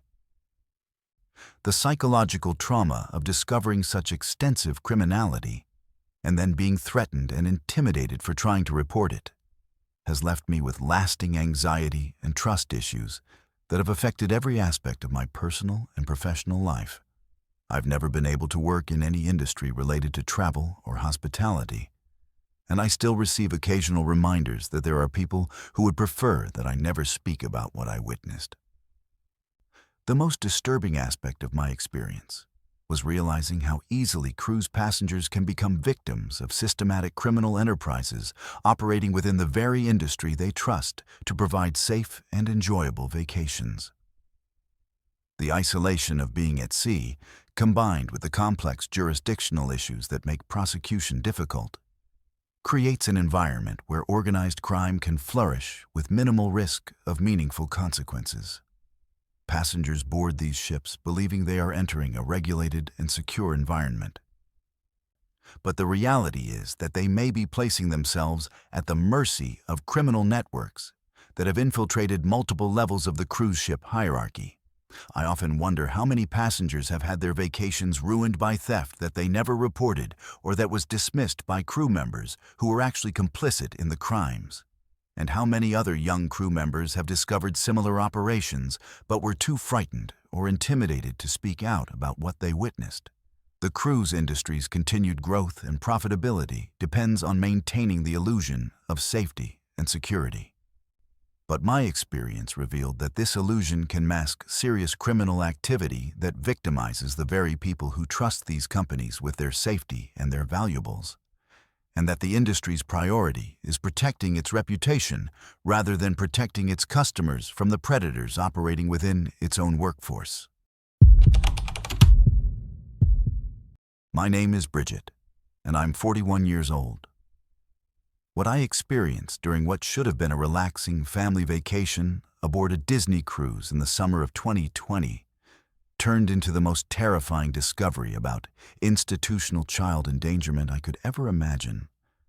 I was traveling with my 8-year-old son Noah, who had been looking forward to this trip for months, especially the kids' club activities that Disney promised would be educational and fun for children his age. As a single mother working 2 jobs to make ends meet, this cruise represented a significant financial sacrifice. But I wanted to give Noah something special after the difficult year we'd had, following his father's deployment overseas. What I discovered about the children's programs aboard that ship has left me with nightmares and a complete distrust of any organization that claims to prioritize child safety and welfare. The ship was everything Disney advertised. Massive and beautifully designed with multiple pools, restaurants, entertainment venues, and specially designated areas for children of different age groups. Noah was immediately excited about the kids' club called Oceaneer Club, which was staffed by counselors who seemed enthusiastic and professional during the initial orientation session. They explained their educational programs, supervised activities, and safety protocols in ways that made me feel confident about allowing Noah to participate. The facility itself was impressive, with multiple themed rooms, educational materials, games, and equipment designed to keep children engaged for hours while parents enjoyed other ship activities. For the first 2 days, Noah participated in the kids' club programs enthusiastically, returning to our cabin each evening with stories about the games they played, the crafts they made, and the friends he was meeting. He seemed genuinely happy and excited about the activities, which was a relief for me since he had been withdrawn and anxious for months following his father's departure.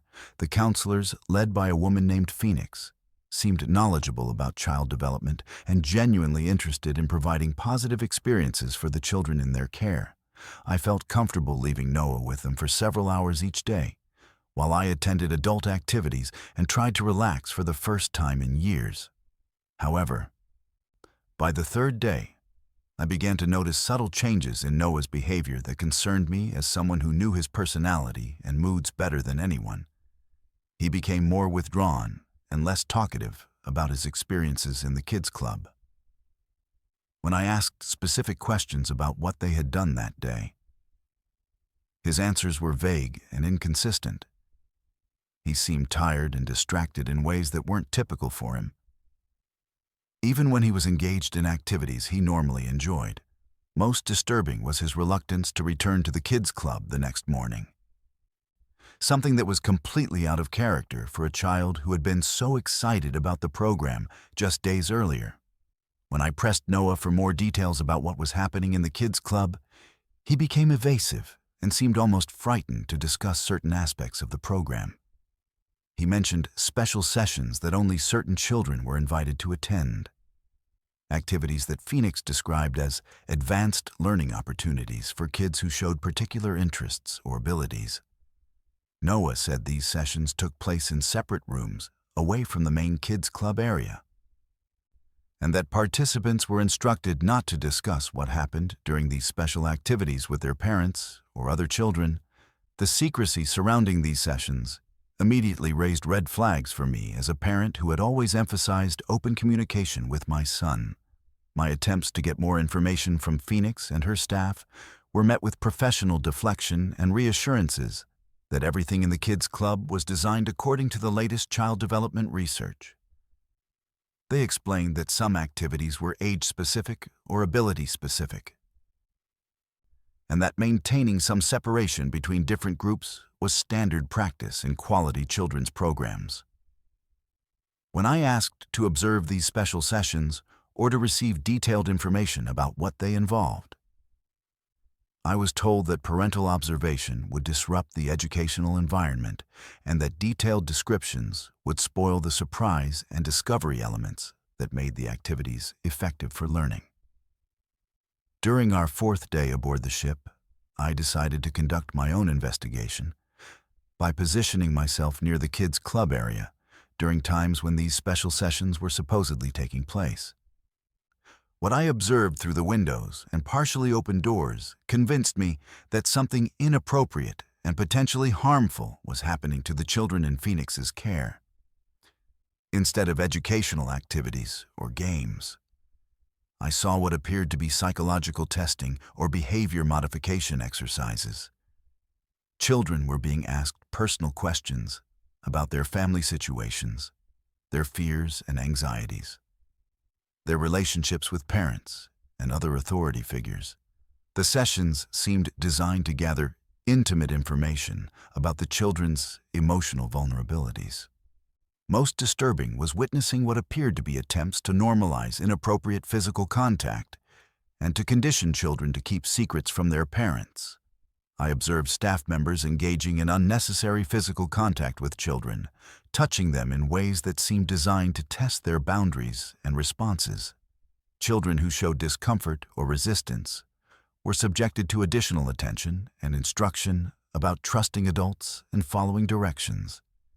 The entire atmosphere felt manipulative and predatory, designed to identify children who might be vulnerable to further exploitation and to condition them for compliance with adult authority figures. When I confronted Phoenix directly about what I had observed, her response was defensive and threatening. She claimed that I was misinterpreting normal child development activities and that my concerns reflected my own anxieties rather than any actual problems with their programming. She suggested that my status as a single mother might be making me overly protective and suspicious of professional child care providers. When I insisted on speaking with her supervisors or Disney management about my concerns, she warned me that making unfounded accusations against Disney staff could result in legal consequences and might affect my ability to travel with the cruise line in the future. Over the next 2 days, I attempted to document what was happening in the kids' club by taking photographs and recording conversations when possible. But the staff had clearly been alerted to my concerns and had modified their procedures to limit my access to information. Noah continued to participate in the regular kids' club activities, but I kept him away from any special sessions or private activities. Despite my precautions, his behavior continued to deteriorate. He became increasingly anxious and started having nightmares about adults asking him personal questions and touching him inappropriately. He repeatedly asked me whether he had done something wrong and whether I would still love him if he had secrets he couldn't tell. My attempts to report my concerns to Disney management and ship security were met with skepticism and bureaucratic deflection. They claimed that their children's programs were regularly audited and inspected by child safety experts, and that all staff members underwent extensive background checks and training before being allowed to work with children. They suggested that my concerns might be based on misunderstandings or overprotective parenting rather than actual safety issues. When I demanded a formal investigation into the activities I had witnessed, I was told that such investigations required evidence of specific crimes rather than general concerns about program methodology.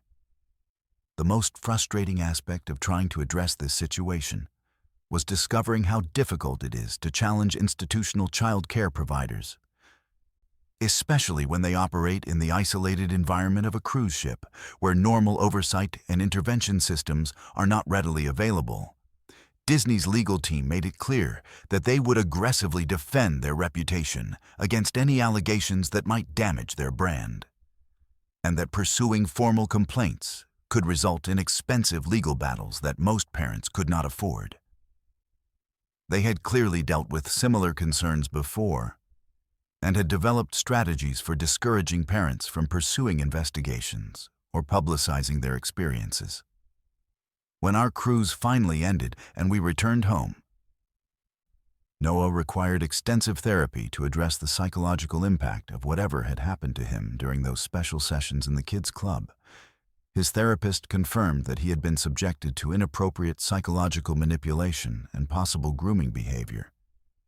But the evidence was circumstantial, and the alleged perpetrators were beyond the reach of local authorities since the incidents had occurred in international waters. Our attempts to pursue criminal charges were complicated by jurisdictional issues and the difficulty of gathering evidence from other families who might have had similar experiences. The investigation that followed revealed a pattern of concerning incidents involving Disney's children's programs across multiple ships and sailing dates. But the cruise line's legal and public relations teams were expert at minimizing these reports and preventing them from gaining media attention or regulatory scrutiny. Families who attempted to speak out about their experiences were often silenced through legal threats or financial settlements that included non-disclosure agreements. The institutional protection of child predators operating within cruise ship programs appears to be a systemic problem that affects multiple cruise lines, not just Disney. Today, more than 4 years after our nightmare cruise experience, Noah continues to struggle with trust issues and anxiety that stem from what happened to him in that kids' club. Our family has never taken another cruise vacation, and I've become an advocate for stronger oversight and regulation of children's programs operating in international waters. The experience taught me that predators often seek positions within organizations that provide them with access to vulnerable children, and that institutional reputation and financial interests can create powerful incentives to cover up rather than address child endangerment. The most disturbing aspect of this experience was realizing how easily children can be victimized by predators operating within supposedly safe and regulated environments. Cruise ships create isolated environments where normal oversight systems don't function effectively, and where families have limited options for seeking help or intervention. When problems arise, parents who entrust their children to these programs assume that the same safety standards and legal protections that exist on land will protect their children at sea. But the reality is that maritime law and jurisdictional complications create environments where predators can operate with minimal risk of prosecution. I often wonder how many other families have had similar experiences aboard Disney and other cruise lines, and how many children have been harmed by predators operating within children's programs that market themselves as safe and educational. The isolation of being at sea, combined with the institutional power of major cruise lines and their legal teams, creates a perfect environment for covering up child endangerment and silencing families who attempt to seek justice. My experience convinced me that parents should never assume that any organization, regardless of its reputation or marketing claims, can be trusted with their children's safety without constant vigilance and oversight.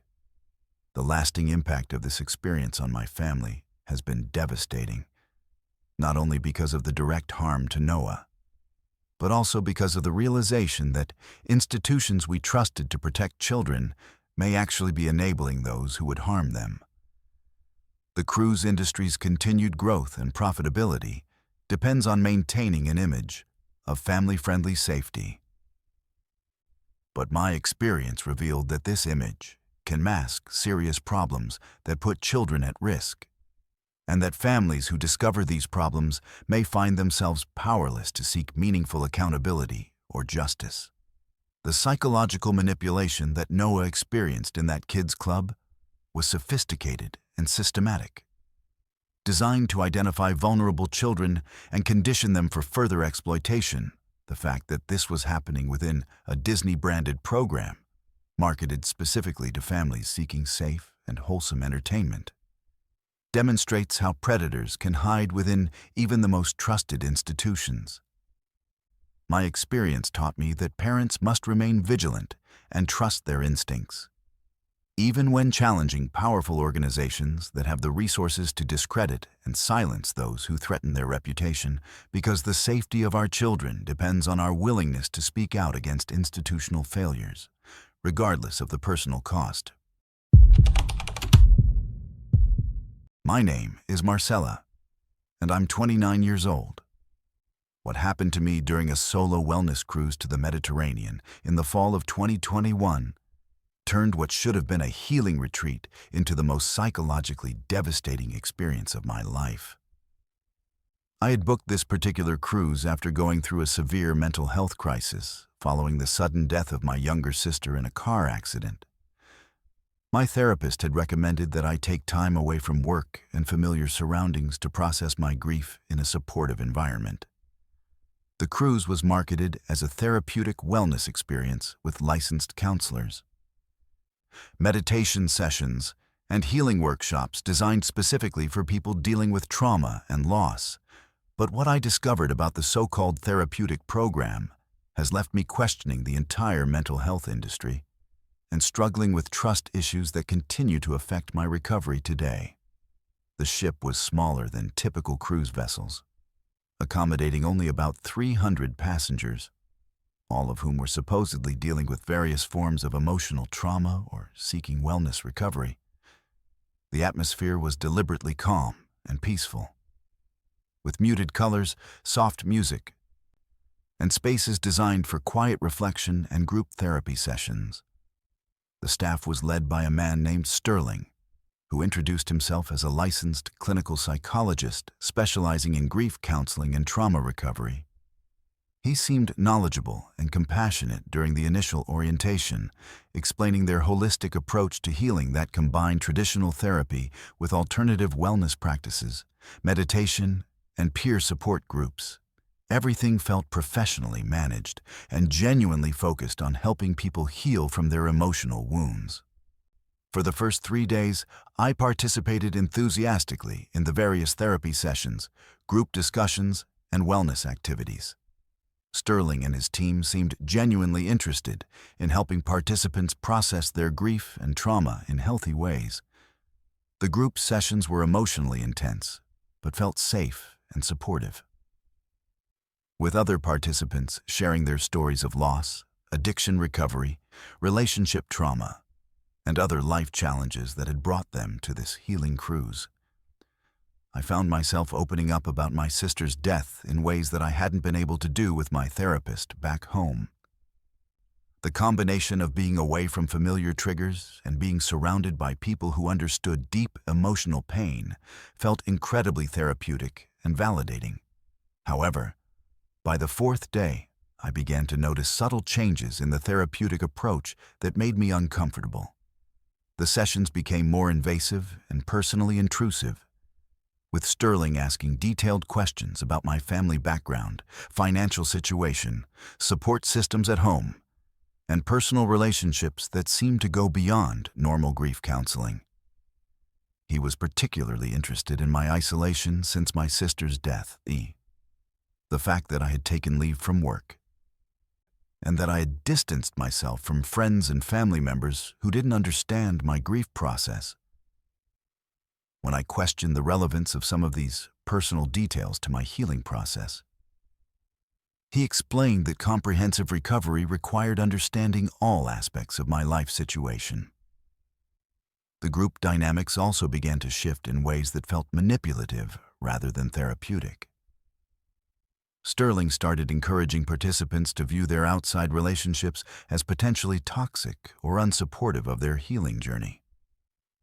He suggested that family members and friends who hadn't experienced similar trauma couldn't understand what we were going through, and might actually be hindering our recovery by expecting us to get over our losses or return to normal too quickly. These ideas resonated with my own feelings of isolation and misunderstanding, but something about the way he presented them felt designed to increase our dependence on the group, rather than help us rebuild our external support systems.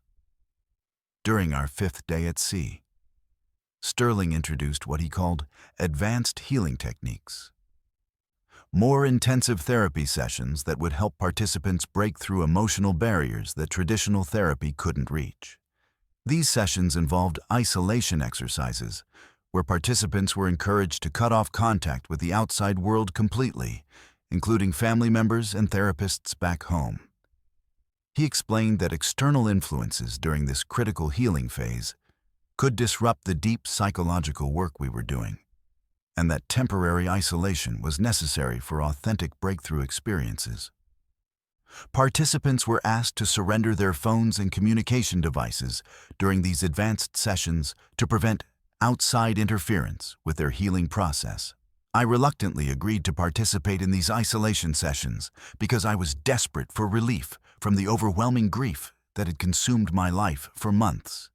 But as the sessions progressed, they became increasingly disturbing and psychologically manipulative. Instead of helping me process my sister's death in healthy ways, Sterling began systematically breaking down my sense of reality and self-worth. Using techniques that felt more like brainwashing than legitimate therapy, he convinced me that my grief was evidence of deep psychological problems that required extensive treatment, and that my previous attempts at healing had failed because I wasn't committed enough to the recovery process. The most disturbing aspect of these sessions was the way Sterling used my vulnerability and desperate need for healing to gain psychological control over me. He claimed that my resistance to certain exercises or my questions about his methods were symptoms of my psychological dysfunction rather than legitimate concerns about his treatment approach. When I expressed discomfort with some of the more invasive therapeutic techniques, he suggested that my reluctance to trust the process was exactly the kind of self-sabotaging behavior that had prevented me from healing properly. The manipulation was subtle but systematic, designed to undermine my confidence in my own judgment and increase my dependence on his guidance. Over the next few days, Sterling introduced financial elements into the therapeutic program, explaining that true commitment to healing required more than just emotional investment.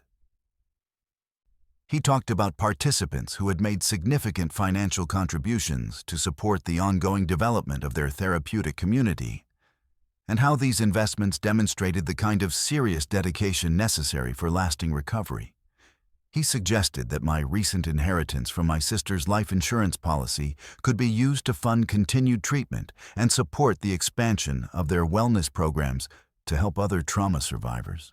The way he framed these financial requests made them seem like natural extensions of my healing commitment rather than exploitation. The pressure to make financial commitments intensified as the cruise neared its end. Sterling claimed that participants who returned to their old environments without continued intensive support typically experienced relapses into depression and destructive behaviors. He offered extended treatment programs that would allow me to continue working with him and his team through residential facilities and ongoing therapeutic retreats. But these programs required significant upfront payments that would demonstrate my genuine commitment to recovery. He suggested that people who were truly serious about healing would find ways to prioritize their treatment investments over conventional financial concerns like savings accounts or traditional living arrangements. When I began to question the financial aspects of the program and expressed concerns about the pressure to commit to expensive follow-up treatments, Sterling's therapeutic demeanor completely changed. He became confrontational and accusatory, claiming that my resistance to investment in my own healing was evidence of the self-destructive patterns that had led to my sister's death. He suggested that my reluctance to fully commit to the program meant I didn't really want to recover, and that I was choosing to remain stuck in my grief rather than do the difficult work of genuine healing. The psychological manipulation was devastating, because it targeted my deepest fears about being responsible for my sister's accident and my genuine desire to heal from my trauma. The final days of the cruise were psychologically torturous, as Sterling and his team continued to pressure me to commit to their extended programs, while simultaneously undermining my confidence in my ability to heal without their continued intervention. They used information I had shared during vulnerable therapy sessions to manipulate my emotions and convince me that leaving their program would result in psychological deterioration and possibly even suicidal behavior. They claimed that participants who rejected their continued treatment often experienced complete breakdowns within months of returning home, and that my family would blame me if I didn't take advantage of this opportunity for comprehensive healing. I managed to resist signing any financial commitments during the cruise, but the psychological damage from the experience was severe and long-lasting. Sterling's manipulation had systematically undermined my trust in my own judgment and my ability to heal independently. He had taken my genuine grief and desperation for recovery and weaponized them to gain psychological control over me.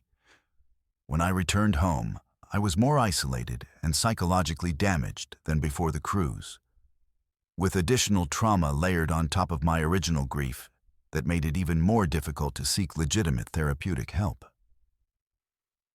My attempts to report Sterling's program to licensing authorities and consumer protection agencies were complicated by the fact that the cruise operated in international waters under maritime law, which made it difficult to establish which jurisdiction had authority to investigate psychological abuse and financial fraud committed aboard the ship.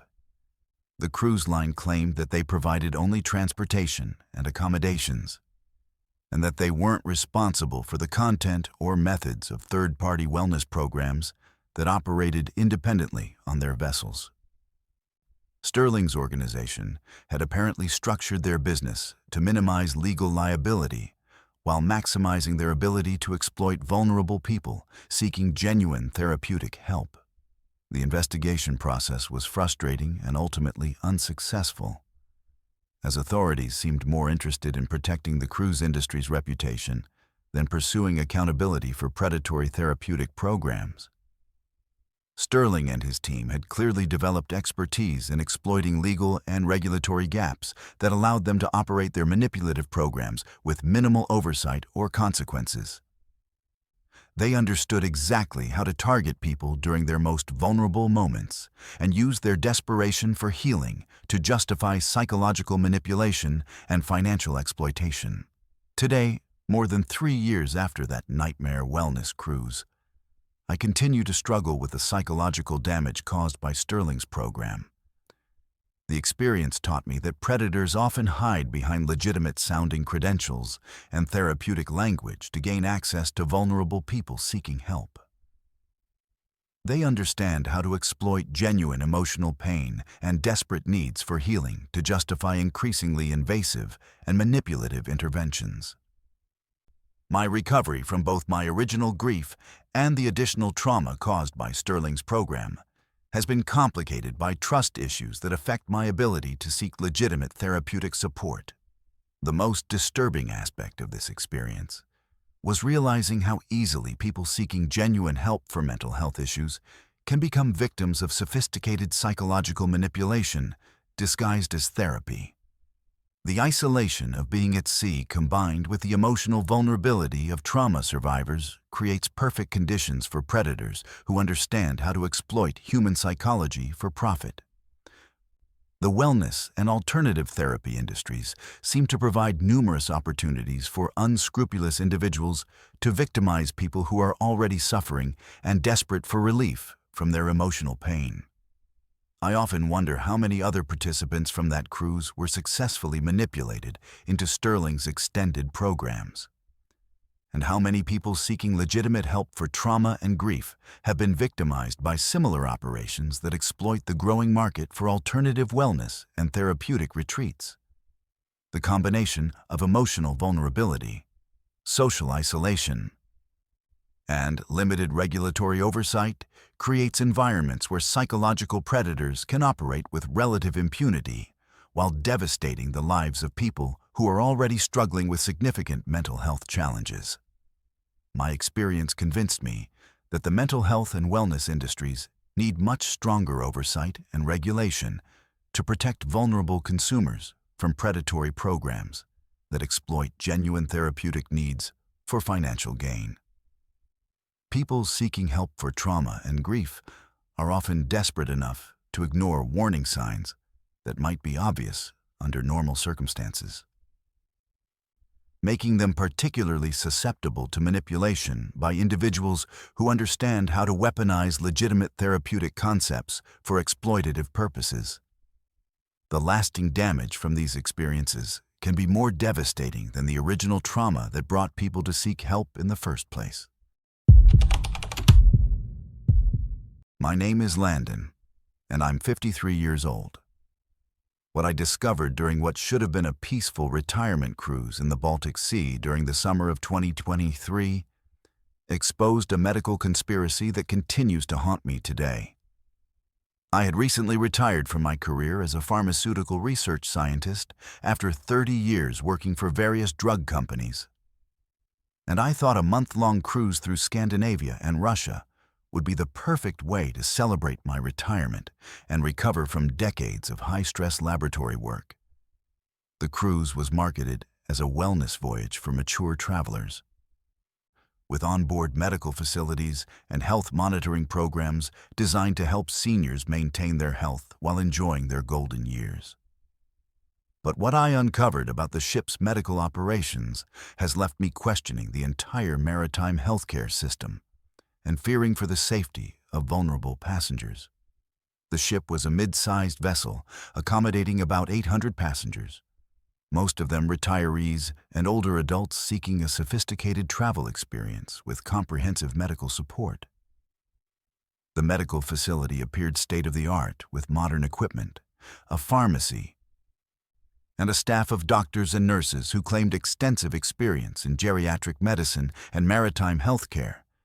The chief medical officer was a man named Augustus, who introduced himself as a specialist in aging-related health issues. He seemed knowledgeable and professional during the initial health screenings that all passengers over 60 were required to complete. The wellness program included regular health monitoring, medication management, and preventive care services that seemed designed to ensure passenger safety throughout the long voyage. For the first week, I participated in the routine health monitoring sessions, providing blood samples for various tests and allowing the medical staff to track my vital signs and general health indicators. Augustus explained that this comprehensive monitoring was necessary because extended sea voyages could affect seniors in unpredictable ways, and that early detection of health problems was crucial for passenger safety. The other passengers seemed impressed with the level of medical attention, many commenting that they received better health care on the cruise than they did at home. Everything seemed professionally managed and genuinely focused on maintaining passenger health throughout our month at sea. However, during my second week aboard the ship, I began to notice irregularities in the medical program that troubled me as someone with extensive pharmaceutical research experience. The blood tests being performed were far more comprehensive than necessary for routine health monitoring, including specialized analyses that seemed designed to gather detailed information about passengers' genetic markers, hormone levels, and metabolic functions. When I asked Augustus about the specific tests being performed, he provided vague explanations about comprehensive health screening. But his answers didn't align with standard geriatric care protocols that I knew from my research background. My suspicions intensified when I observed the medical staff collecting tissue samples during routine procedures that should not have required such samples. Passengers undergoing minor treatments for common ailments were having small tissue biopsies taken, supposedly for infection screening. But the preservation and labeling procedures I witnessed suggested these samples were being prepared for much more extensive analysis. Most passengers were elderly and trusting, accepting the medical staff's explanations without question. But my scientific background made me realize that the scope of biological material being collected went far beyond anything necessary for passenger health care.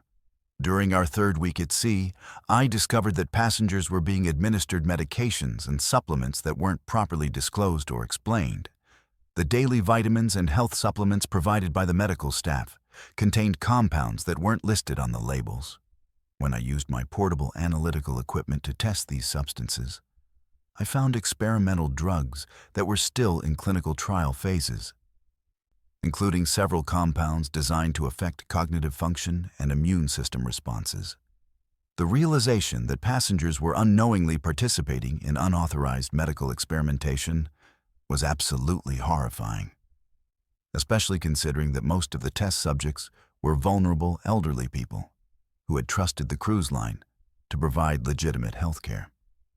The most disturbing discovery came when I gained access to restricted areas of the medical facility during a medical emergency that required all available staff.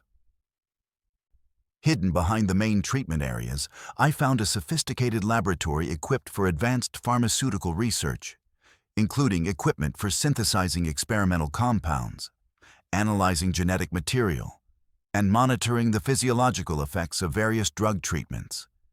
Detailed patient files showed that passengers were being systematically categorized based on their genetic profiles, medical histories, and responses to various experimental treatments. The entire cruise operation appeared to be a floating clinical trial, using unknowing elderly passengers as test subjects. The research being conducted was clearly coordinated with onshore pharmaceutical companies and research institutions. I discovered shipping manifests showing biological samples and data being regularly transferred to laboratories in various countries at each port of call. The passenger health monitoring was generating valuable research data about aging, genetics, and pharmaceutical responses that was being sold to drug companies for product development. But none of the passengers had consented to participate in medical research, and most were completely unaware that their biological information was being harvested and commercialized. When I confronted Augustus about what I had discovered, his response revealed the full scope of the conspiracy. He admitted that cruise lines had been partnering with pharmaceutical companies for years to conduct research on aging populations, using the isolated environment of cruise ships to monitor subjects over extended periods without outside medical oversight. He claimed that the research was beneficial and would lead to better treatments for age-related diseases. But he couldn't explain why passengers weren't informed about their participation or asked to provide consent. The violation of medical ethics and patient rights was systematic and extensive. Augustus made it clear that my pharmaceutical industry background made me a threat to their research operation. He warned me that speaking out about what I had discovered would result in serious consequences, including potential legal action for interfering with legitimate medical research. He claimed that the cruise line and their pharmaceutical partners had extensive resources to protect their interests, and that passengers who caused problems often experienced medical emergencies that required early disembarkation. The threat was unmistakable. If I attempted to expose their unauthorized experimentation, my own health and safety would be at risk. Over the final week of the cruise, I documented as much evidence as possible while trying to avoid detection by the medical staff. I collected samples of the experimental medications, photographed research equipment and patient files, and recorded conversations that revealed the scope of the unauthorized research program. But gathering this evidence was extremely dangerous, as Augustus and his team were clearly monitoring passengers who showed too much interest in their operations. Several passengers who had asked questions about their treatments experienced sudden health problems that required intensive medical attention, creating a climate of fear that discouraged others from questioning the medical program. The most horrifying aspect of this conspiracy was realizing how vulnerable elderly passengers were to this type of exploitation. Cruise lines market their medical programs as safety features that allow seniors to travel with confidence. But in reality, these programs can provide cover for unauthorized medical experimentation on populations that are particularly susceptible to manipulation. The isolated environment of cruise ships makes it impossible for passengers to seek outside medical opinions or assistance, creating perfect conditions for unethical research practices.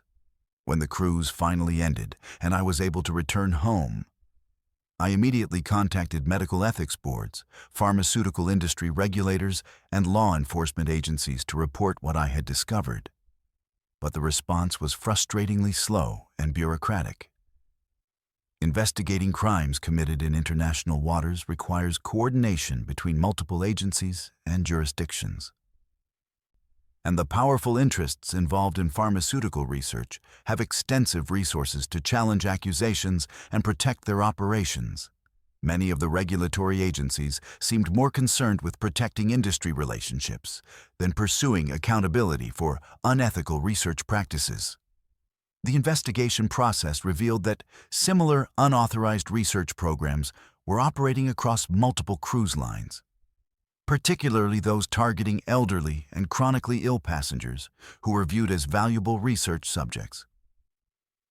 The cruise industry's lack of oversight and regulation created perfect conditions for pharmaceutical companies to conduct research that would be impossible to perform in traditional clinical settings, where informed consent and ethical oversight are required. The conspiracy involved cruise lines, pharmaceutical companies, research institutions, and regulatory agencies that had financial incentives to allow these programs to continue. My attempts to publicize what I had discovered were met with legal threats and industry pressure designed to discredit my claims and silence my testimony.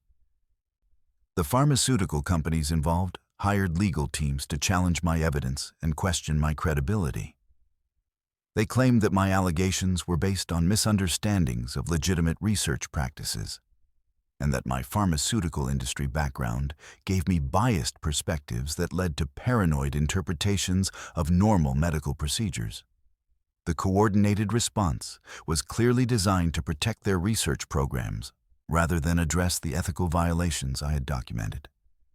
Today, more than a year after that nightmare cruise experience, I continue to struggle with the knowledge that thousands of elderly passengers are unknowingly participating in unauthorized medical experiments every year.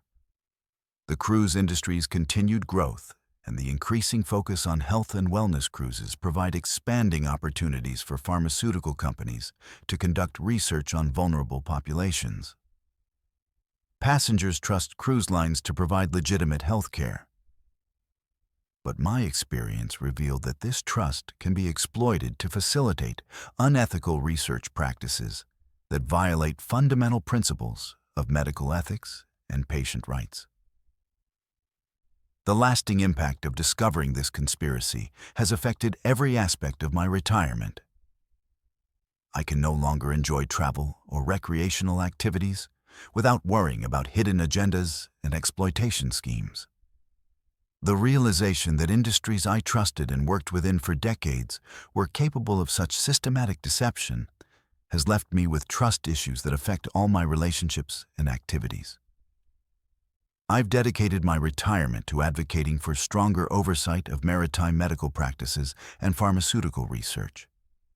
But the powerful interests involved make meaningful reform extremely difficult to achieve. The most disturbing aspect of this experience was understanding how easily vulnerable populations can be exploited by industries that market themselves as providing beneficial services.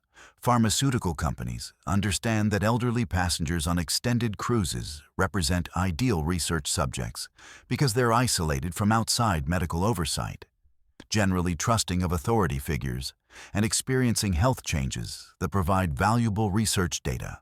The combination of industry resources, regulatory capture, and public trust creates environments where systematic exploitation can continue for years without detection or accountability. My experience convinced me that passengers, particularly elderly travelers, need to be extremely cautious about cruise lines that promote extensive medical programs and health monitoring services.